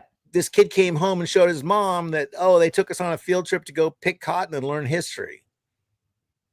Oh my God. That's the one that then they'll allow a brief glimpse into the history of the U.S. is to rub people's faces. Congratulations, you're not picking cotton anymore. Like, America's great. And I just want to say to Amazon Fist Jugs, because I think I misarticulated what I was trying to say. I don't think anybody should be forced to live on the streets at all. But I do think that there are people who have possibly developed addictions or mental issues because they've been forced into this desperate situation. I mean, I think probably all of us would, I could not survive one night on the street. So I think, I wasn't saying that. I just want to be clear that I wasn't saying like, but if you are a drug addict, that's not what I'm saying. That was always the thing that we were told when I was younger. Like if you ever saw somebody on the street, it was kind of like, that person has a problem, instead of it being a problem of the system. And I feel like, of course, nobody should live on the street. Everybody has a right to housing and food and health. Like, absolutely. But I mean, when you talk about, when you talk about the drug piece, it's like, look, if my life was fucking miserable and I was depressed as all hell because I couldn't get a job and I couldn't get, Yeah. It would be so easy for me to fall into something that just self-destructive because you just don't, you're like, where's the hope, man? I can't afford a house. I don't have a job. I have a, I have a disease I need treatment for, but I don't have health care. And I'm just trying to live on the streets over here for 2 weeks so I can go to my appointment for this medical disability or something. But the cops just came in and threw away all my identification that was in my tent. So now I have none of them. So now I'm like 1,000 steps farther back than I was before you tried to help me by fucking locking me up and sweeping my tent. Like, and so nobody is on my side at all. I might as well have a good time tonight and whatever, like it's just a lot of it is human nature. And yes, there are people who are addicts that end up on the street because of their addictions. It goes both ways, but lack of caring for these people is the biggest problem. And homelessness, first and foremost, is cost of housing. And healthcare is the other huge driver of housing and wages. I mean, the fact that people who are working full time at Amazon are still living in their cars, or anybody. I mean, like I think, what is it? 40% of people who are considered homeless have jobs. Like, I think it's 50. Honestly, I know. I think it's it might really be fucking high. It's crazy because look, the homeless means not having a house. So like the people you see that are on the street over here in a tent, that's not like the big picture of homelessness. Homelessness is a lot of people who like don't want to be a part of that. And they're going to work. So they're living in their car somewhere away from all this stuff and trying their best to just get their shit together for themselves or their kid or whatever, but they can't because capitalism has fucked them so hard. Or they just don't have, like it could happen to any of us. It's just that a lot of us have some sort of social safety net with our family because we have a couple bucks, or something. I mean, like this is why capitalism is punitive on poor people, because there's no like getting out of jail. There's no like, oh, this month was bad for me. If you're like down $1,000 and you need to pay your rent, like if you don't, there's no way out. Like in my worst case scenario, I have 20 people I could fucking probably get that from, and these people don't. Exactly. And a check bounces. And so now you didn't have money to pay for what you hope to pay for, but also you have a surcharge on that, a fee from the bank and probably from the place that got the check canceled. Even just things like, free, eradicating student debt, and there were a lot of people who I heard say things like, well, we saved a lot and that's why we paid for our tuition, or we were able to pay off our student debt. Why should we absolve other people of that? Which, first of all, is just like a disgusting, selfish instinct.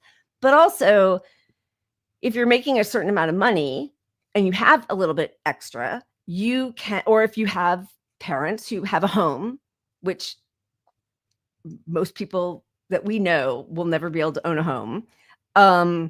Then even if you take out a second mortgage, right? Like you can leverage your home. If you have extra money, you can start a 529 plan. So you're building money off of a little bit of your extra money, and that compounds.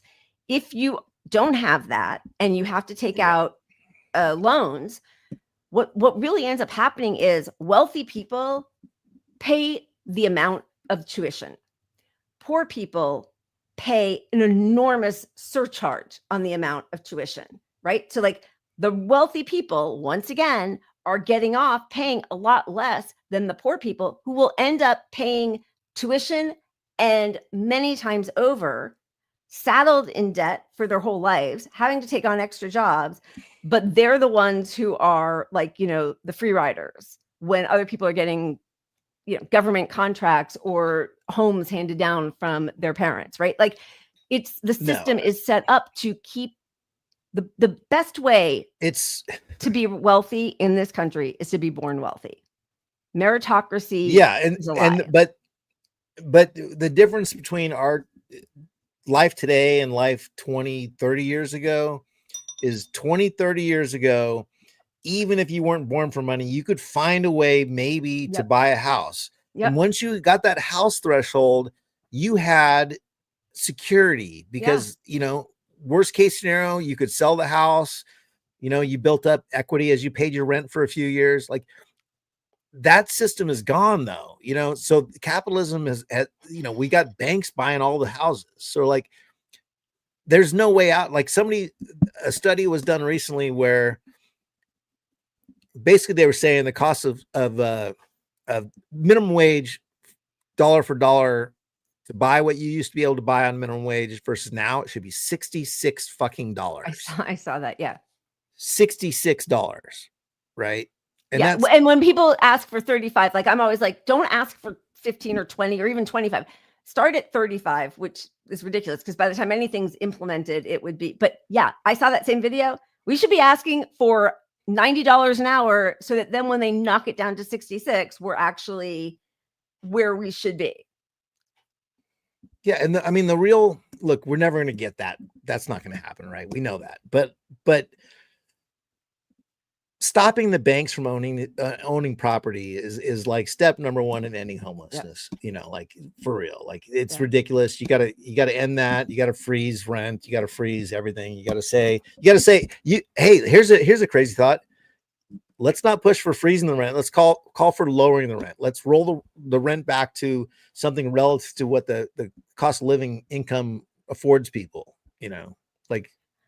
I mean, there has to be some kind of system in place where your wages are commensurate with the cost of living. It's absurd not to. Like, it makes no sense. And the people in power, who are the ones who are affecting all of the policy, absolutely know that what they're doing is causing poverty. And then they'll complain about homelessness or people, you know, shoplifting. But, you know, and this is, you know, I love propaganda, Alec. I'm going to say his name wrong because I'm on my third glass of wine. Karakatsanis, I think. Yeah. I have no idea. But you know, the focus on which crimes we're focusing on, crime levels, violent crime levels, and crime levels are down at decades low. But we're always hearing about shoplifting and the people ruining the neighborhoods. Yeah. And it doesn't mean that obviously if you're a victim of a crime, I am not taking away from anybody who is a victim of a crime.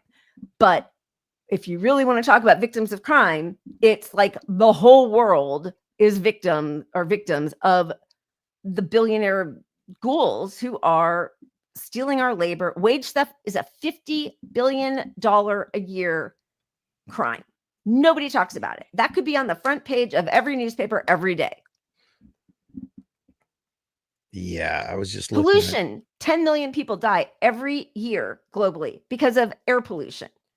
We don't talk about that. What are you doing? Are you frozen? I'm looking for some of the economy stuff I put up earlier, but I don't know where. Okay, I'm sorry. So you guys, this is how the sausage is made. I didn't think we were going to get into some of this stuff, and everything was full. So I had to put up everything because of the way StreamYard has set it. So we put our stuff together. And sorry. It's all good entirely. But what's a whale account? Universal Whale. Jesus, they always point out a lot of the economic stuff. Yeah. And a bank ran a new study recently and showed that 73% of employers said that their employees were really stressed about financial issues. So like this is businesses talking to the bank about money. Like 3/4 of our employees are fucking stressed. 78%. See, I underestimated for once. Yeah. Yeah. Rare. And the other part of that was what was, God dang it, I've already forgotten it, but I put up the two that you have there, just so you know. Oh, okay. And Marjorie Taylor Greene actually, I mean, she's a moron and she's hateful and she's not going to do anything to help anybody. But it is interesting that she is saying some stuff about the economy and people needing to make a living and have healthcare, right? Like, we should show that video just because obviously it's her, but 3 in 5 workers paid paycheck to paycheck. Right. So that's workers in the study by a banking company saying 3 and 5 are paycheck to paycheck. So paycheck to paycheck means you can't afford rent if you aren't already living somewhere, like or like everything is just on the whim of like life going perfectly, or else you could be homeless if you're paycheck to paycheck. That's like if you don't have the safety net and you're paycheck to paycheck, a medical It's diagnosis, over. I mean, you're yeah. homeless. You're homeless now with a medical diagnosis. A car, you know, if you have to make a car, you know, have any issue with your car, fixing anything on your home or body or anything, like it is, we're being priced out of a regular life. And that is absolutely a policy decision. And it's disgusting. All right, where's MTG? Marshall. Oh, here's MTG. Don't worry. Why is it only 11 seconds? I thought it was much longer. I just downloaded what you gave me. I don't know. Are you pressing weird. it? But anyway, she goes after we'll play it. People can't afford health insurance. They can't afford car insurance. They can't afford rent. They can't afford to buy a house. Those are the problems we need to be fixing. That's all that came there for me. I'm sorry. Oh, that might have been it. I don't know. I thought we had a minute of it, but either way, like that's a flat out truth. Like, yeah, coming from MTG. I mean, now of course she'll never do anything to pressure or craft any policy that would help, but she's appealing to her. Yeah, she's appealing to her base, which is the economic populist. Yeah, that got Trump elected. Like, he's going to make the price get rid of all those better, immigrants, and then it's all going to be fine. Yeah. So she's looking past Trump to the next wave of her cycle of bullshit, and she knows she has to lean into this stuff because she knows her people care about how they're living their lives, and that rent's fucking still high, and their bread is fucking too expensive, and yada yada. Yeah, I mean, it feels so similar to Democrats also talking about access to healthcare, Medicare for all who want it. It just becomes like, if you got into her actual solutions with her, what would her solutions to this be? Yeah, it would be harder. Like require there's too many black people. That's the real problem. I mean, that's going to be next. Like, first get rid of all the immigrants. Right. It's not going to change anything for anybody. Then how are you going to fix that? Speaking of, because that seems to be the big push, the ICE budget will be tripled by the time we get to 2026. So these Gestapo goons, thank you to Steven Sandler, friend of the show, they are acting with complete impunity. They are now just picking up because they don't have badges. They don't give people time to even show their ID. And they're just picking up anybody who looks like an immigrant, which just means you're black or brown. Like, that's it. Or Asian, because there have been people like also, in Times Square just being handcuffed who are probably just visiting here. I mean, for God's sakes, but like, it's just next level hatred that's being fueled because Marjorie Taylor Greene will say those words, not come up with a policy to actually help working people. And so the solution is racism and get rid of all the black and brown immigrants. Yeah. And when you're hyper funding an organization like ICE, which consists of, as we keep showing, masked, unbadged, undocumented, warrantless, just capturing people off the streets, where you're rewarded for your cruelty. Like, there's going to be a bounty now on how many immigrants you get, right? So when you increase the funding that much, show me what the education level and training level, not education, training, just, job training. What's the job training level of the ICE people that are going to be coming in with this massive influx of money?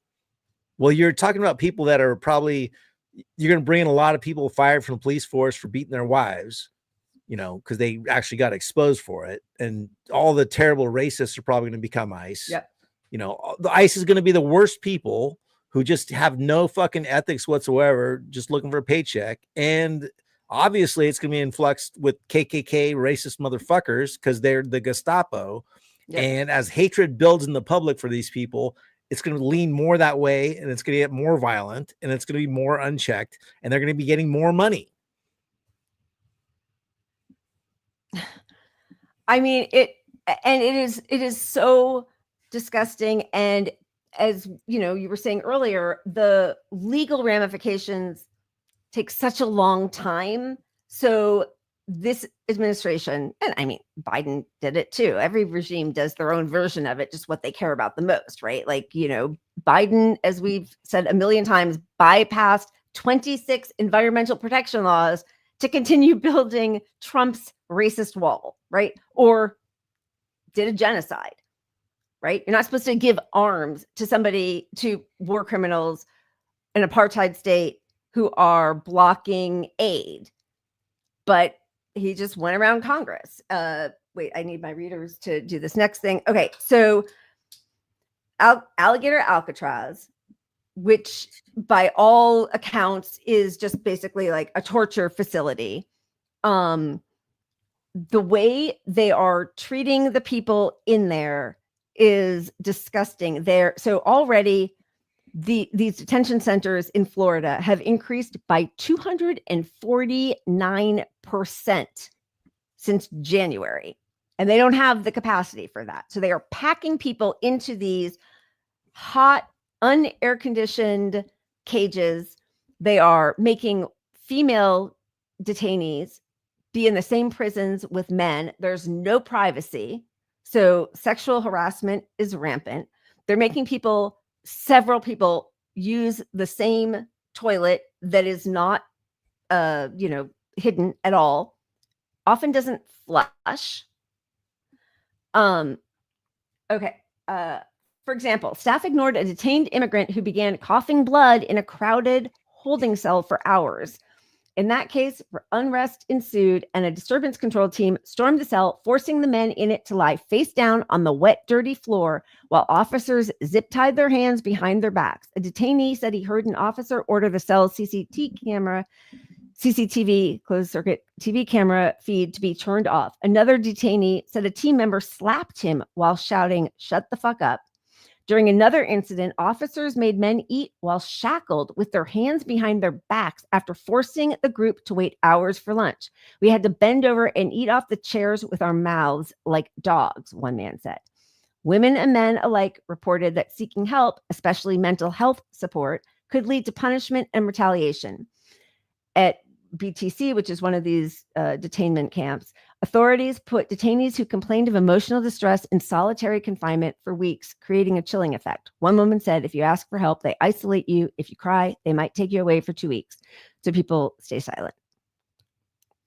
So I'm sorry, but this is the stuff you if you're in power as a Democrat or anybody, you have the power to expose all of this in a way that gets action done now.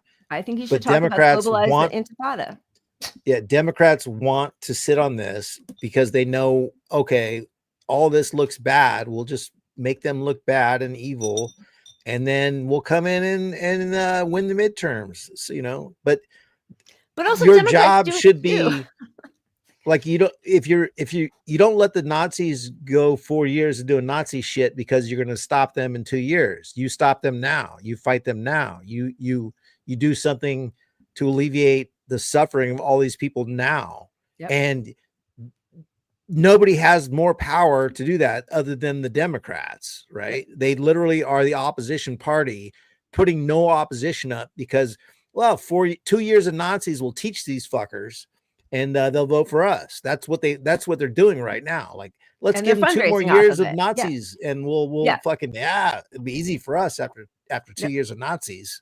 But then they don't do anything. And there was a story last week, we didn't even get to it, but about a guy, I think it was from Ireland, and he was visiting his girlfriend on a visa. He got sick, And he overstayed his visa by 3 days, detained then for 3 months in horrific conditions. A lot of it sounded like this, shuttled back and forth, couldn't talk to his lawyer.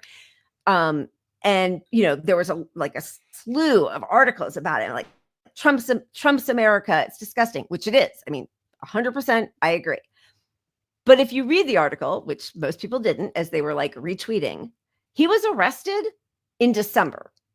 Trump was not president in December. He was arrested in Biden's America. Right. Just like the forced hysterectomies that women complained about. And, you know, that all came out in Trump's first regime.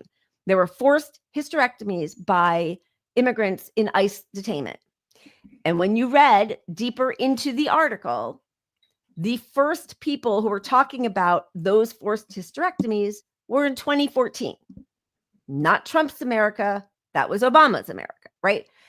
And so they exactly what you said. They're going to fundraise off of it. They want things to go to shit because then they don't have to do anything, but they will get elected in the midterms and possibly even 2028. Although good luck, because they all fucking suck. And Democrats poll, like, their approval rating is like beneath the basement. But they do the same thing. They're not like, they won't fix it. They're not going to fix it. They're just going to fundraise off of it. Yeah, they won't fix it. I mean, they won't even look. Nobody will even, like, let's say that Democrats win, right? They're not going to close alligator Alcatraz. They're just going to put some safety precautions in place that are a little better now. You know, they're going to say, like, well, the project makes sense if you do it right, you know. Yeah. It's just they didn't do it right, and we're going to do it right. And we're going to lock up more people. They're going to keep saying we're going to lock more people up than the Republicans did, because we're taking this issue of immigration more serious than they did, because, you know, we realized we lost our election because we didn't take it serious enough, and but now we are. And so obviously and we're going to move a little further right. We were too woke. That's the other thing. That's the other big thing. We were too woke. Fuck you. What did Kamala do that was woke? Say that you could get a $25,000 credit if you bought a house? What's woke about that? And it did a genocide and arrested college students and said they were pro-Hamas. Globalized intifada. Yes, it is. It does. And it sounds, I mean, and this comes back to Obama, who came in talking about they all said they would end Abu Ghraib. Yeah, they were gonna end not Alcatraz, Guantanamo, and that he wasn't going to prosecute all the war criminals from the Bush W administration. And then he goes on to do 5 more wars and prosecute whistleblowers and journalists. I mean,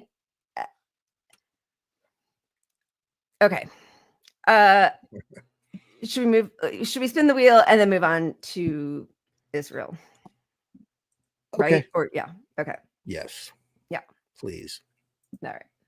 Yeah, baby. If it lands on wholesome as fuck, I'm out. So happy. The wheel read my mind. Okay, wait. Let me just close. We don't have another wholesome as fuck, because I will never show 2 wholesome as fucks in one show. I refuse to. That's too much. Baby. Okay, good.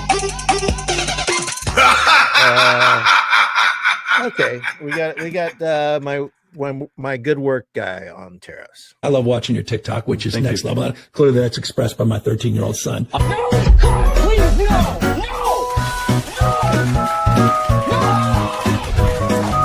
The tariffs imposed by President Donald Trump are impacting the price of regular household goods that everyday Americans rely on. For example, 1 glass of whiskey could be 25% more expensive due to tariffs.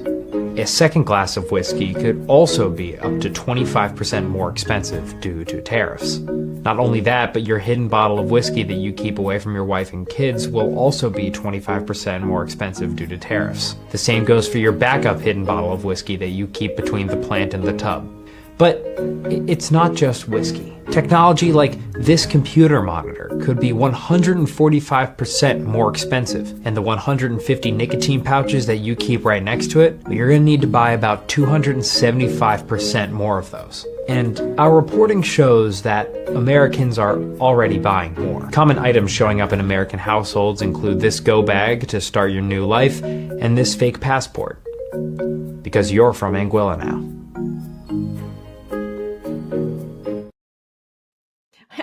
He's great. Who is that? Wait, I gotta look. His Instagram account is Good Work MB. Okay. He does a lot of like fake newsy sort of reporting. Yeah. Like that. We've shown him a couple times, but Yeah, he's always he's putting good. them out. He's good.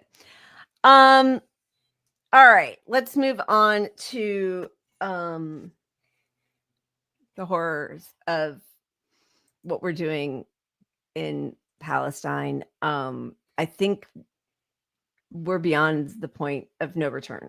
So, as much as we always highlight and are so grateful for people who protest and do everything they can, it's done nothing to move the leaders.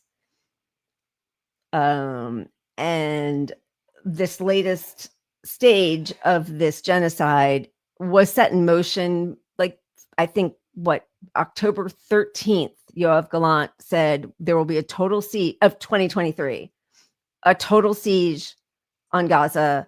There will be no food, no water, no electricity. This started almost 2 years ago. Everybody has known it. And now that we're at a point of no return, and some of the lies have been exposed. For instance, Israel said that UNRWA was infiltrated by Hamas and who did 9/11, October 7th. And instead of doing any investigation right away, the Biden administration took their word for it and defunded UNRWA. And so did most European nations. After a while, because Israel didn't have any proof come forward about it, the European nations went back to funding UNRWA. The US did not. That was under Biden. I have to put my readers on. Sorry. So the next lie that has happened now that they got UNRWA defunded, which had been both providing education, medicine, food, aid to Palestinians for decades, was also keeping a registry, or does keep a registry of dispossessed Palestinians so that there is some record that they can hang on to for if they can ever return to their homes, right? That's part of what UNRWA was doing, was providing the data or collecting the data to make sure that as these atrocities have been happening for almost 8 decades, there is a record of it. People's names are recorded, where they lived, all of the stories also, which is a big part of the reason that Israel wanted UNRWA gone, because it's a record of the Nakba and everything happening since. So this Gaza Humanitarian Foundation was started, that was mostly overseen by IDF with US mercenaries. And then there were allegations very early on that Hamas was looting all the food that was coming in, which was already much diminished, but that it was Hamas doing it. Reporters on the ground who were in correspondence with people like Electric Intifada and Drop Point. Drop Point? Why can't I have a thought? Is that it? The Jeremy Scahill and Ryan Grimm? Drop Point, right? Sorry. Right? Something news, drop news. Somebody Isn't it drop site, right? Drop site. I think drop site.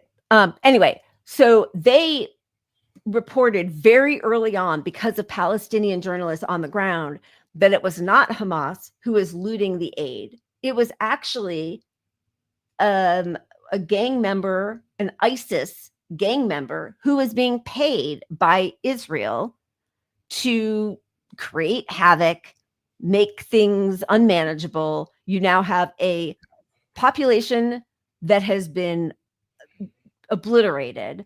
Every school, every hospital, every library, every bakery, their water system, no electricity, gone. Now they have no food. So when these 4 sites that I know we've talked about a million times, but 4 sites as opposed to 400, I think it was before, open up for 10 minutes with food like dried pasta that you need to boil with no water and no electricity. You get a 10-minute, it's like red light, green light, go. People are running after having walked for 40 kilometers. Hungry, starving, weak people are running to grab bags of flour and rice to run out in time or they get shot. That's our food program. Every day, dozens, if not hundreds of people are being killed at these humanitarian aid sites, which has never happened before, by IDF soldiers and US mercenaries. And Israel has now been they've been a little embarrassed by the fact that they said that it was all Hamas, which has now been shown not to be true, and also that UN wasn't doing enough to help, that they were bringing all the food in and the UN was then not dispersing it. So just this week, there have been a couple of sort of shocking revelations by places that have done their best to launder this genocide for years, like the New York Times, saying, breaking news, Israeli military officials say they have no proof Hamas routinely steals UN aid, which undercut the claim Israel has used to limit food for Gaza. The other part of this, which is really important because all of a sudden there are all of these politicians who are coming out finally to say something, is that they knew about this back in 2024 while Gaza starved. USAID and the state's Refugees Bureau came to a legally explosive conclusion. Israel had deliberately prevented food and medicine from getting in. I mean, they announced this. So like, I don't even understand. They announced it in October of 2023, but okay, almost a year later. But Blinken told Congress the exact opposite so that arms could keep flowing. So again, both parties 100% complicit in this genocide. And this week, an ex-Green Beret left Gaza because he said he had never seen anything like the glee and the hedonism and the sadism happening amongst the IDF troops who are shooting at starving Palestinians who are just trying to get some flour. Yeah. Look, I know we all get this and we understand it. But like the propaganda that people are still back Israel, that what they believe is that, because I watched CNN a bunch this week, and what they're doing now is they're making their moderating when they have pundits on. It's kind of 50-50 now. They're switching the gears to like, we have some pro-Palestinian people on to counter the pro-Israel people. Right.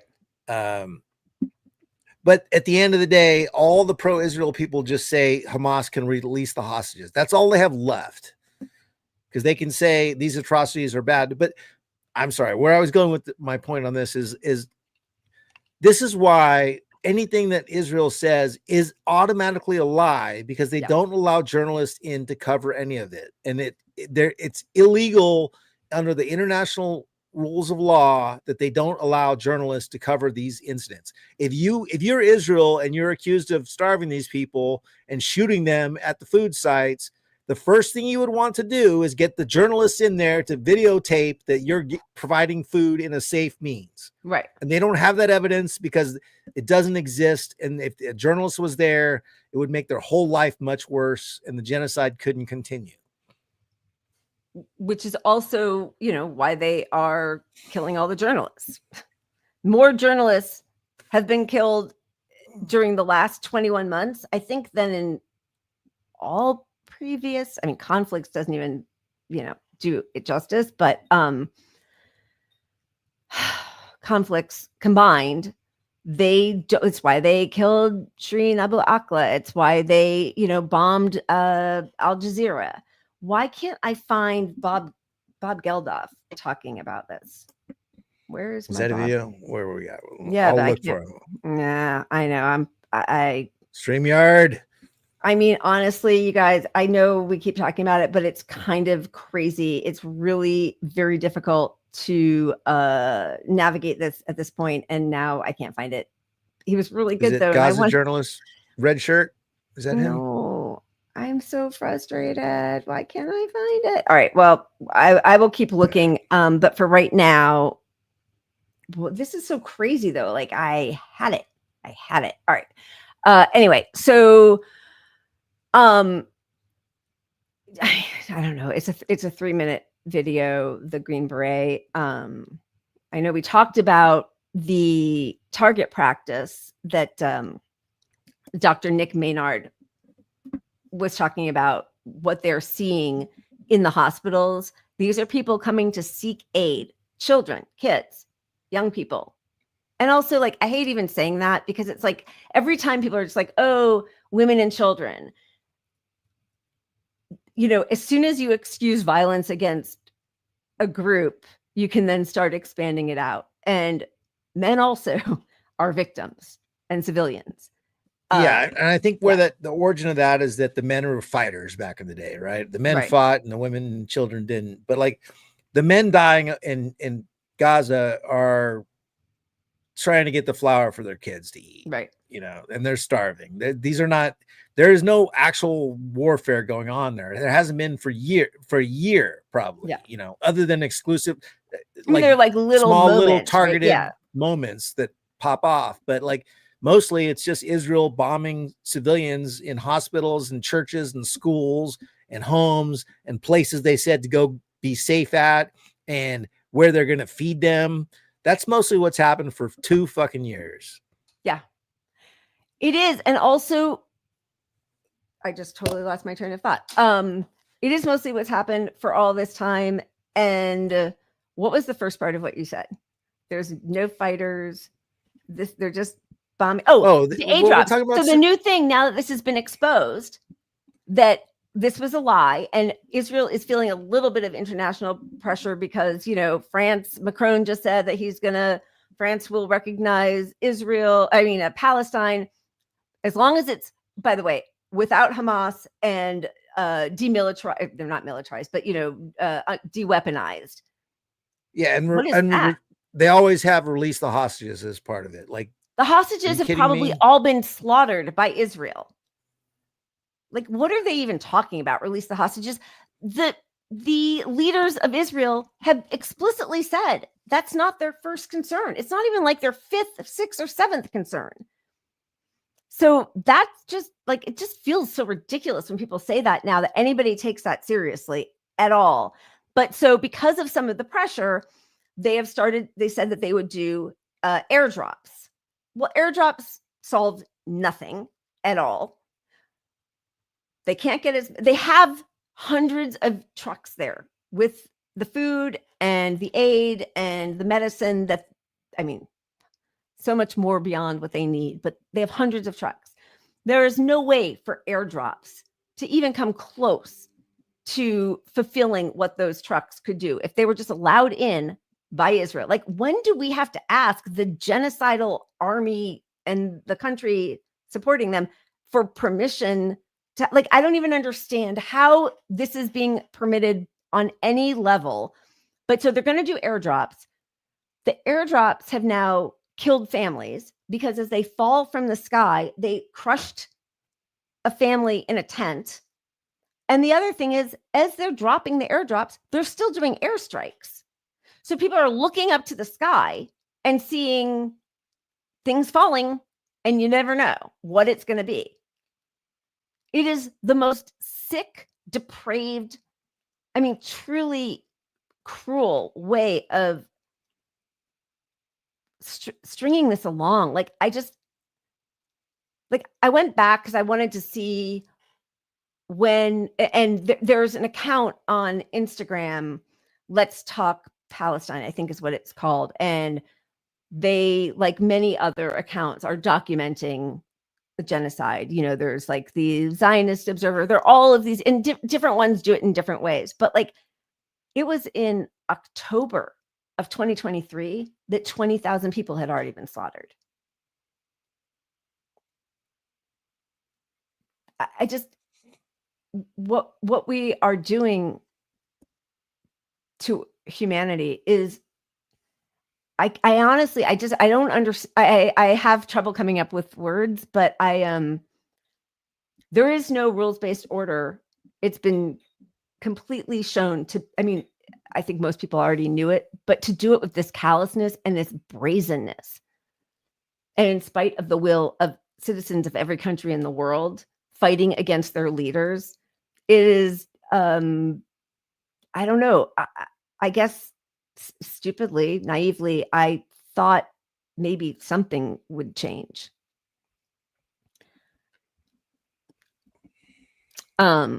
Eventually it will. I mean, the problem is, like you said, the whole world. Look, this is more likely to wake up the world to look at our own politicians differently and fight our own government differently. And we have power to do that, but we don't actually have power to stop what's happening there because it's there, right? So we can't. That's the problem with it. We can fight we can not elect our politicians. We can make his life hell. We can shut down this, that, and the other, but our government will find a way to back this against our will. And we've seen it for 2 years. Like, neither elections don't matter. Like, nobody cares in politics. They're just like, it's more important to do this genocide than anything on earth to them. Right. But it does it. And this is sad, but I do think it is waking us up to our own powerlessness on a local level, that we will eventually fight and change things. But we can't wait for that to happen for these people in Palestine right now, because we don't have the process is going to take too long. We have to violently stop this somehow, or find a way to change it there, which is why, as much as the flotilla isn't changing the world, it's like we need a lot of these steps that put these governments in us versus them. Like, if you harm these people, we will do an action against you that you didn't see coming. Like, we need layers of it. Like, hey, Amazon, none of us are going to buy Amazon again if Amazon is involved in this money, laundering system. Or what would happen if AOC got on that flotilla? Get do that. Like, and government AOC on a flotilla, right? Like, if you have to force these people to prove their. You need conflict. Without conflict, there is no resolution to this. We don't have power is shown through conflict. Right. Yeah, it's politics of fear. They're not scared of us. Nobody's scared of people. They're not scared of us because they know how we all. Yeah, they know already. Like, we can't educate the U.S. population anymore to be against this war. There's against it. Yeah, they're going to continue getting more against it, but most people are already against it. So that's not the solution. Somebody, sorry, I think it was Deborah. Sorry, I just want to, because as I'm scrolling through people's comments, I bet Shama would, but I also bet they wouldn't care if something happened to her. And that's a big problem. Like, I think Rashida Tlaib would do it. I think possibly Ilhan Omar would, but like, it has to be somebody whose death would matter to powerful people in the US. And so that has to be, a certain, I mean, I know AOC isn't white, but, the Pope. I mean, look, Mike Huckabee finally spoke up about Israel because a church was bombed, which is disgusting. Of course, that's disgusting. But like, it's like, did you see everything else that's been happening for 21 months? But no, it was because Palestinian Christians were being hurt. It's like, The hostage situation, though, that also, like, from the very beginning, we have been talking about how, Israel, they had, how many hostages? 150 or something were taken by Hamas and other groups from Gaza. At that time, there was like 6,000 Palestinian hostages. It's only gotten worse. And often if they, in some of their deals, release a few hostages, they will then make sure, they'll go right to the West Bank. Like, everything that they were doing in Gaza when it was already horrible and now is only escalated, they're just turning around and doing it to the West Bank. Settlers are burning down houses. They're beating people up. Even the Oscar winner, like the documentary director who lives in the West Bank, has several times now gotten beaten up by settlers. Yeah, so good. Their argument falls apart when you bring up the West Bank about Hamas being, if Hamas would release the hostages. Well, there's no Hamas in the West Bank. So that, like, you could stop everything you're doing in the West Bank entirely, because you can't defend that with Hamas releasing the hostages, since that's not Hamas related whatsoever. But it's just one more level of the hypocrisy that's clear to everybody who's informed on this thing. Like, it really is. This is a genocide, period. You're just ethno cleansing. Announced it. They like, it's very rare actually that the intention of genocide is announced the way Israelis have been announcing this from the get-go. This is just a quick video, but just the state of where hostages is right now. The number of Palestinians being held in Israeli prisons has reached its highest in a quarter of a century. Rights groups say that 10,800 Palestinians are currently imprisoned in jails in Israel. At least 50 are women and more than 450 are children. More than 3,600 are held without a charge or trial, and their detention can be extended indefinitely. And these figures don't include all detainees arrested in Gaza and held in Israeli military camps. 73 Palestinians have died in prisons and military detention facilities since October 2023. Rights groups accuse Israeli forces of abuse, torture, and medical negligence. Yeah, they've been doing that. They've called for the arrest of Netanyahu, who we just hosted for the third time since the ICJ came out with their proclamation. Nothing matters if there's no consequences. Like, what difference does it make? Look, if 73 people die in jail under your watch in a year and a half, that, like, clearly that alone shows that there's some awful. That also feels like way less than I would have thought. It's way higher. But, like, you're talking about people that died, but we have reports. Yeah, they showed on TV. Israelis protested that they actually wanted to prosecute some of these criminals who were violently raped with a rod. Right to rape. Caused right riots. Yeah. Like, and there have been a few, there's tons of Palestinian testimony and well-documented evidence of Palestinians coming forward or having been killed, either raped to death or tortured to death, medical treatments being done without permission and without anesthesia. There have been a few Israeli doctors who've been whistleblowers and IDF soldiers even, but none of that. So like, everybody knows what the truth is. Everybody knows that whole, the whole never again, why we taught the Holocaust. Oh, because it can never happen again. There's just no reason in our world that exists now, that logic doesn't follow through, because it's not, oh, if only people knew, they would act. I mean, and by the way, like, the world knows right now. Citizens know, like, people work, like, the people know and care, but the people in power don't, and they have complete impunity. There's no recourse except for Luigi. Like, seriously, that's the recourse. That's it. That's it. I mean, we're at the point where the medical staff in Palestine, the entirety of the medical staff has no way to treat dying people who come into the whatever shoddy little hospital is left They don't have any way to treat them. Basically, they're saying they don't have IVs, is what it probably comes down to, because they have no way to bring. They don't have clean water or electricity. The doctors themselves and the staff are hungry. They are out of food themselves to feed these people. And these are international community humanitarians that come to this country through huge risks, their own lives, and they're starving now. And we're just letting it happen. And everyone fucking knows it in the international community. Everyone in US politics knows it as well. Yep. Deborah, totally agree. We try to use a hostage every once in a while it either occurs on a video like that. But that is a tactic, right?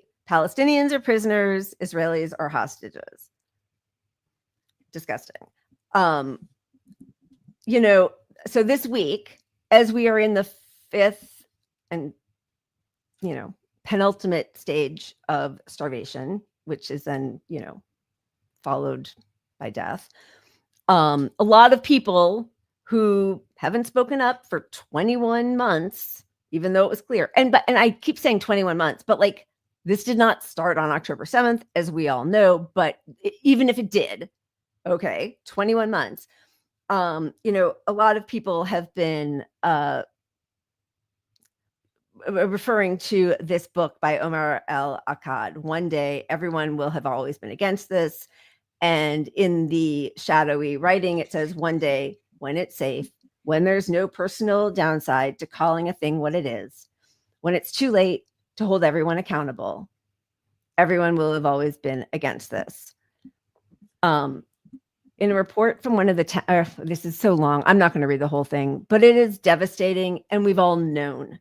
And it's that, it's a saying of like, and I know this isn't only liberals, obviously, but like I've never had hope for anybody on the right. So I focus on the people who are supposed to be the opposition to the grotesque right.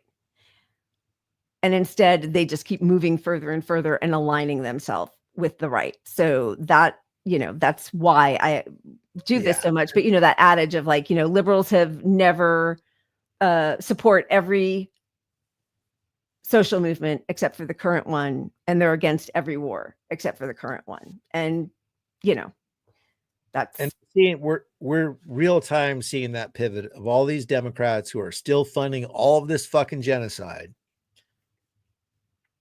How you on one hand can fund this war and then tweet about how we need to provide humanitarian aid, and then the next vote will come up and you're going to say, well, this money is all for defense. Well, an AOC, disgusting.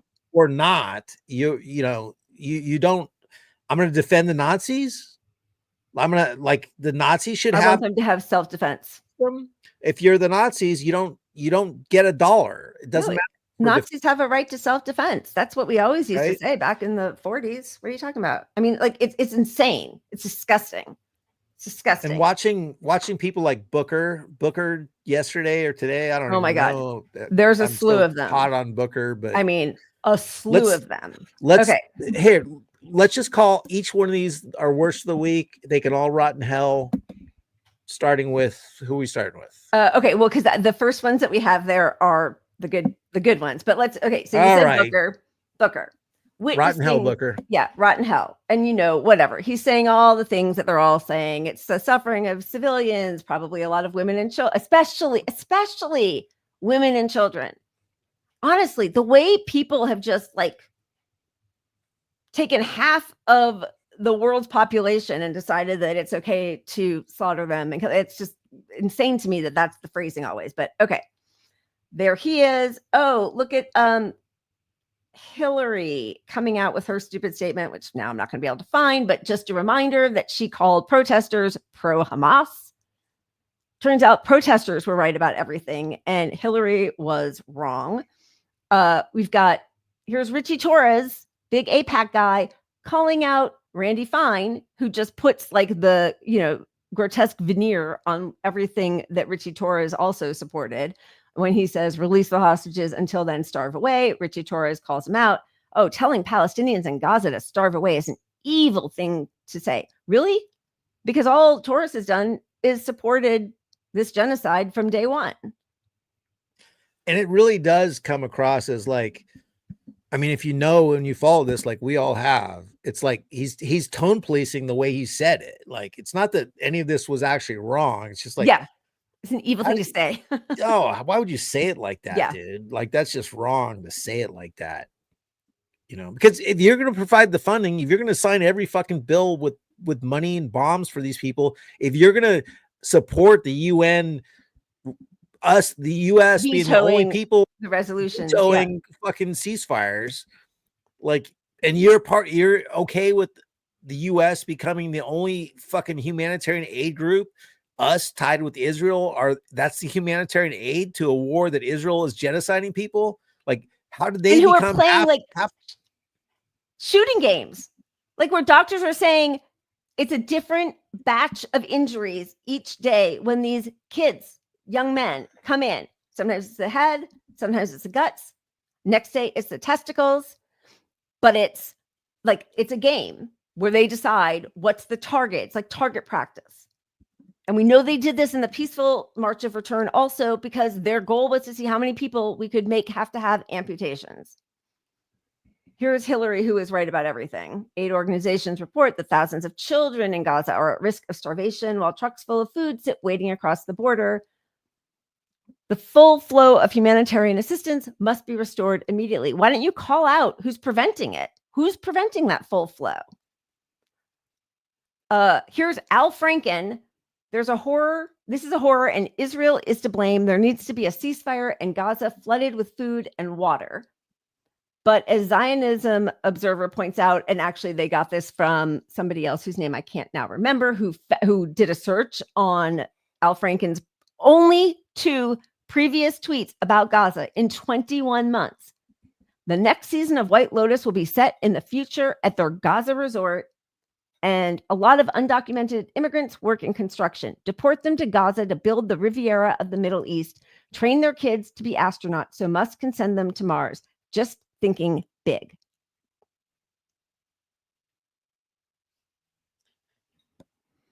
I need to sit on those comments for a minute and see if there was some humor in there that meant something else and he was being sarcastic or something. But I mean, fuck you, Al Franken is my first response. Because even if there's humor there, which no, I think it's too soon, but like at least then have it be admits like 300 posts about it's a genocide and it's horrific and what, like, not just to look for the joke of it all, right? Well, yes, obviously, but if it took you 2 years to tweet about this, you are a piece of fucking shit. I don't think we have to think deeper than that at this point, especially if you're in the know in politics. Like, you're not a civilian walking around the street, you're in politics, whether you're out at this moment or not. There's no excuse anymore. Like the excuses went away November in 2023. You should have known enough to know that all this was evil, even if you know nothing about any of it. 100%. And let's just, look at some people who have been getting it right. One of whom was Holocaust studier. I was going to say aficionado. What's my problem? Roz Siegel, who's an expert on Holocaust studies. He's also Israeli, Jewish Israeli. This was, wait, I have to take away that comment because I can't see the date. October 13th of 2023. A textbook case of genocide. Right? Right. I mean, we can go back to 1970 Paul Newman or 1970. Like, how many people have been screaming about this way before I had any idea that this was a problem? Yep. I mean, I knew, no, but I mean, years before this happened, but like once this happened, an hour on the internet, if you're not being dishonest and you're looking at full sources on, hey, I need to learn something about this conflict. Yep. An hour will educate you, but a month will educate you tremendously. A year you should know who the bad guys are, and it's Israel and it's us. 2 years, and you're like, maybe we should give them some fucking food to eat. Like, no, that's pretty fucking pathetic. Like, yes, come to our side now, but don't pretend you've been fighting this the whole time, as that tweet, as that quote, and that so importantly points out, like, you were not always against this. Yeah. You were against this a week now that ago. it's safe and everybody else is against it. It's made it safe for you. So on the better side is Brad Lander. You know, he was also, I think he's the controller, city controller of New York. Yes. He's the guy who exactly. And he like co-endorsed Mamdani. And he writes, the mass starvation and killing of Palestinians in Gaza at the hands of the Israeli government is a Chilal Hashem, a desecration of God. Jewish leaders who criticize Zoran Mamdani for 3 words he doesn't use should raise their voices loudly here as well. I mean, not as well, instead. But, you know, at least he's saying something. You know, he's gotten arrested for protesting ICE when some of his constituents have been arrested. You know, that's one way to do it. Here's Ilhan Omar with a very subtle sub tweet. Is that what the kids say? To AOC. The genocide of the people of Gaza continues as members of Congress vote to fund Israel's defensive and offensive military capabilities. This is immoral, and no amount of excuses will ever make it okay. And this one just, you know, I didn't even know who Miss Rachel was until like 4 months ago. Same, but I love her so deeply in my soul. To anyone asking to work with me who hasn't spoken out about Gaza, thank you for the request. I'm not comfortable working with anyone who hasn't spoke out about Gaza. Much love and God bless, Rachel. So that is, you know, to be in her position as someone who does videos with kids and, like, you know, Mr. Rogers stuff in this modern generation. Yep. It's really amazing that she's like, I don't care if it costs me my job here. Yep. Like, this is more important. This is the moral correct position to hold. And we don't have any other examples of her. I mean, it is like, who else? Actually, yeah. There are a couple of actors, you know. Yeah, there's some. But like then they still went lib for Kamala, you know, like it just, you know. But Mark her saying like that's flat out. And that's how I feel. Like, I don't even know how we're supposed to. Like, I won't work with you. Yeah. If you haven't already been against this. Like, yep. That's fucking powerful. Like, good for her. Yeah. Yeah. All right. I mean, there's so much more. There's some really beautiful passages. They're just so long, and you know, but from one day everyone will have always been against this. It is truly devastating to know that never again was a lie. It's just a total lie. And I know we're not talking about Democrats really today, but you know, their whole autopsy, and they don't talk about Gaza. They don't talk about Biden not dropping out. Like, they don't talk about anything, Kamala's policy. Like, it's just a totally empty. There is no party of opposition in this duopoly. And I know that there are other politicians, and that's great. But like right now, the way the system is set up, the only people who have the power right now to stop the fascism is the Democratic Party, who's fully on board with the fascism. Just a little bit nicer. That is why we fight them the hardest. You know, yeah. It's like, if you're going to pretend you're here for me and you're not here for me, you're a bigger enemy than the other guy. Like, honestly, like, exposing your fraud is more important than, yeah, we know the other guys are the bad guys. Yeah. We know it. But you are too. You betrayed us. Your plan is to betray us when it was preventable. Yeah. And again, like they've done that with everything. We know that we don't have a democracy because we would have Adria, we missed you today. Pour yourself a big old Moscow Mule. We would have healthcare. We would have a living wage. We would have free public education. And yeah, this is exactly what's going to happen. Everybody is trying to right now, before this last final solution stage happens. And all the libs are saying, well, oh, look at Trump talking about a Gaza Riviera. What did you think was happening under Biden? Like all eyes on Rafah. Remember that? Remember Khan Yunis? Like obliterated. And if you're against all of this, why do you keep funding it? Like you can't pretend you aren't 100% complicit if you don't stop funding. You're doing nothing to stop it at fucking all. Yep. Every Democrat is basically Cory Booker in that picture. Hiding. The AIPAC picture where he's like bragging about funding them and then he's turned to the side and hiding his head. That's the Democrats now. And the problem is in our fucking two-party system, we're going to choose. Next election is choosing between which one of these fucking people that supported this genocide or not. And we haven't learned. We aren't progressing as a society. We went to where we thought it was intolerable or unthinkable that we would elect somebody that was on the wrong side of the Iraq war.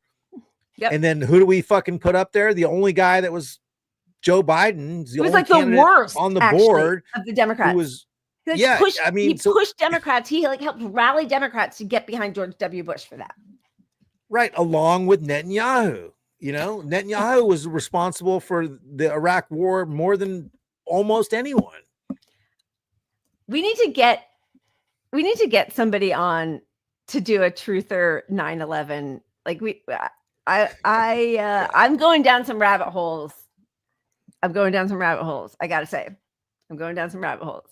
I do wish that I knew, and this is going to be a real problem, especially with AI. Like there are some things that I'm worried I'm watching that I'm just not sure what the reality is. And I don't know how to get to reality because corporate media like cancels it out, right? You just can't even find some things. You can't verify it. Like it's very difficult sometimes, but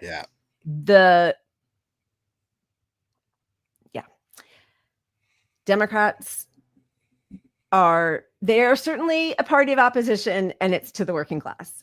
They are the party of opposition to the working class. Globalized intifada every fucking day. It's what they do against us. They have their boots on our necks every single day. And whatever is happening there, it's not like, the part of the passage, and I should have just highlighted it and I didn't, I'm sorry, but from the one day everyone will have always been against this.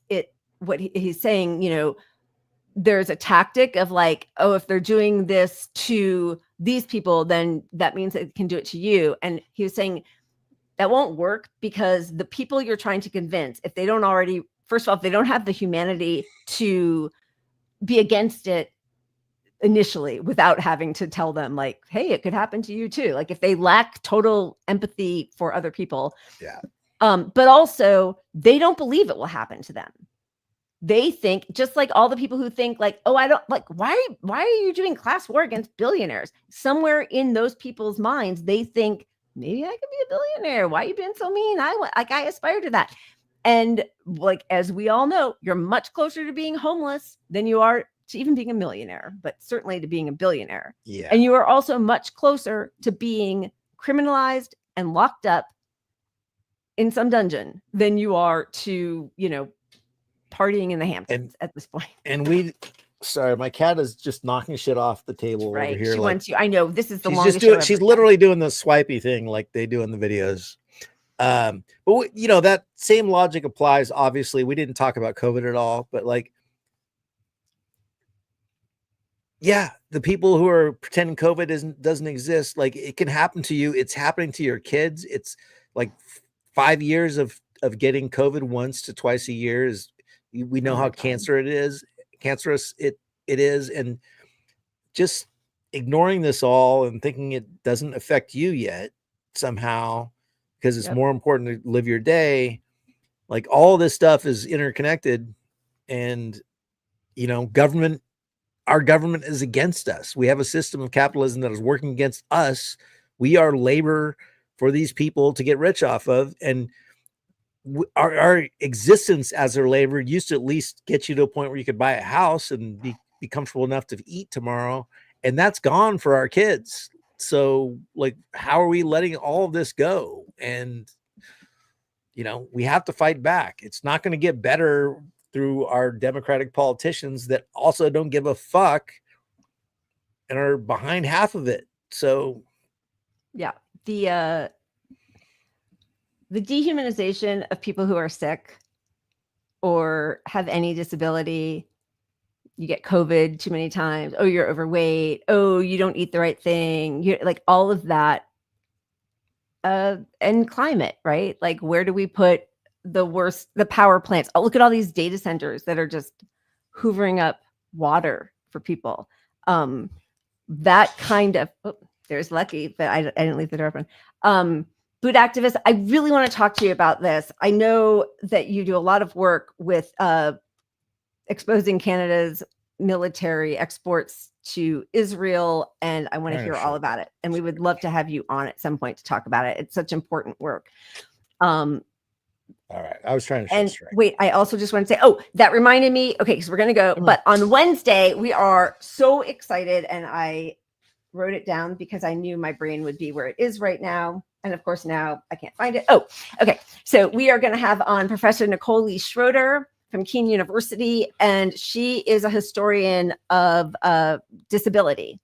And so we're really excited. She just wrote a chapter. She's part of a book with lots of different experts talking about how disability is treated through the years, and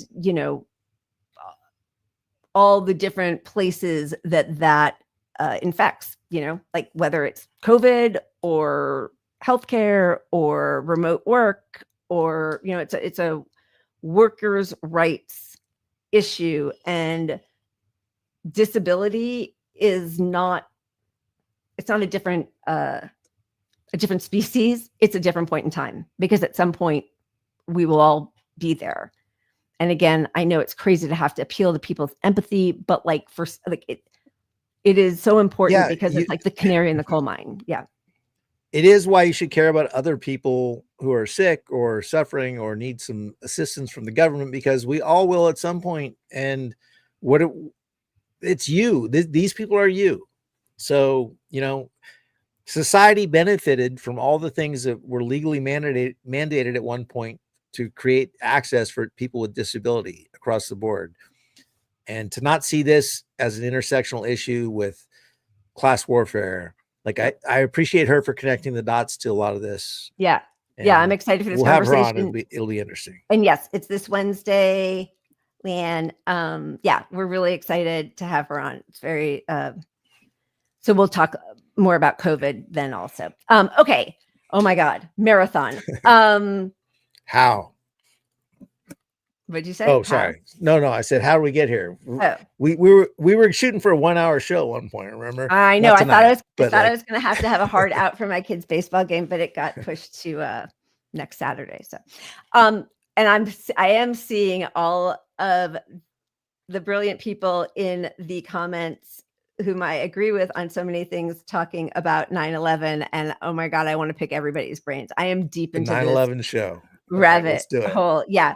Thanks, Zainab. We love and adore all you guys, seriously. And as much as it's really devastating that the protests have not been effective in the way we've wanted, it is still so important and so inspiring to see people who are speaking up and speaking out and putting their bodies on the line. This happened 2 days ago. Just to set it up before we go out on our one. Well, the thing is, even if the protests don't work, when they go away, people think the problem goes away. So like we have to. Yes. It has to be in people's faces forever until it's fixed. Yeah. So this was, readers, I was driving home from Trader Joe's this morning after I dropped my son off at summer camp and saw ICE tying these people up at Home Depot. I watched as these 2 people were disappeared into unmarked vehicles, with one of the ICE vehicles trying to back into me when I wasn't looking. Another woman tried to help. An ICE agent tried to slap her phone down when she tried to get a phone number to call this man's family. They wouldn't let her. Instead, they whisked him away and accused her of obstructing justice. This man won't return home to his family tonight, and his family will probably never know what happened to him. This is the America we're living in. This is our little beach town of Encinitas. So we will go out on a video of somebody doing her damnedest to stand up for all of us. We love you guys. Yeah, love you guys too. And I just want to say, you know, she got some criticism as the white savior or something like that because she's a, you know, fit blonde person, but this is how you should use your power. And so white or not, like, this is it. Like, our job as white people who are safer with the police is to get in the way and stop more, because we are less likely to be prone to the violence they're going to put on us. So we should get in their faces, especially if you're, you know, a fit, strong man who somehow has a chance. But like, here's this blonde gal just going to war with them. So I appreciate it. And I reject all calling her Karen that the conservatives are doing. Oh, and the white, you know, this is how you should use your whiteness, you know, like use it. So not doing an American Eagle jeans commercial. Yeah, I'm salty about criticisms of her because I would be on her side 100% here. So that's right. I don't know. Anyway, good night, all right, guys. Love you all. Keep punching up. We'll see you on Wednesday. Thank you. Cheers. Are you pressing the button or am I? Nah, where's the button? Oh I'm my looking God. for it. He doesn't listen to me. It's at the top. I'm trying to find Good it. night. Where is it? Cheers.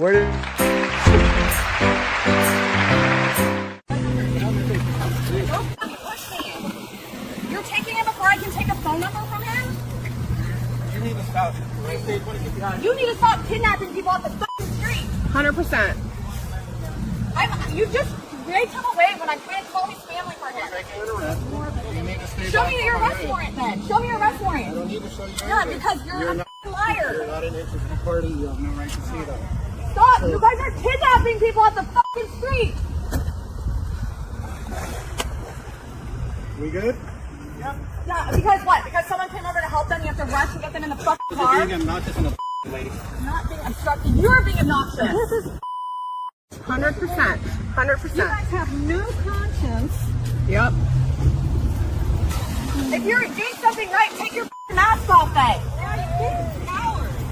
And unmarked cars. Look at me.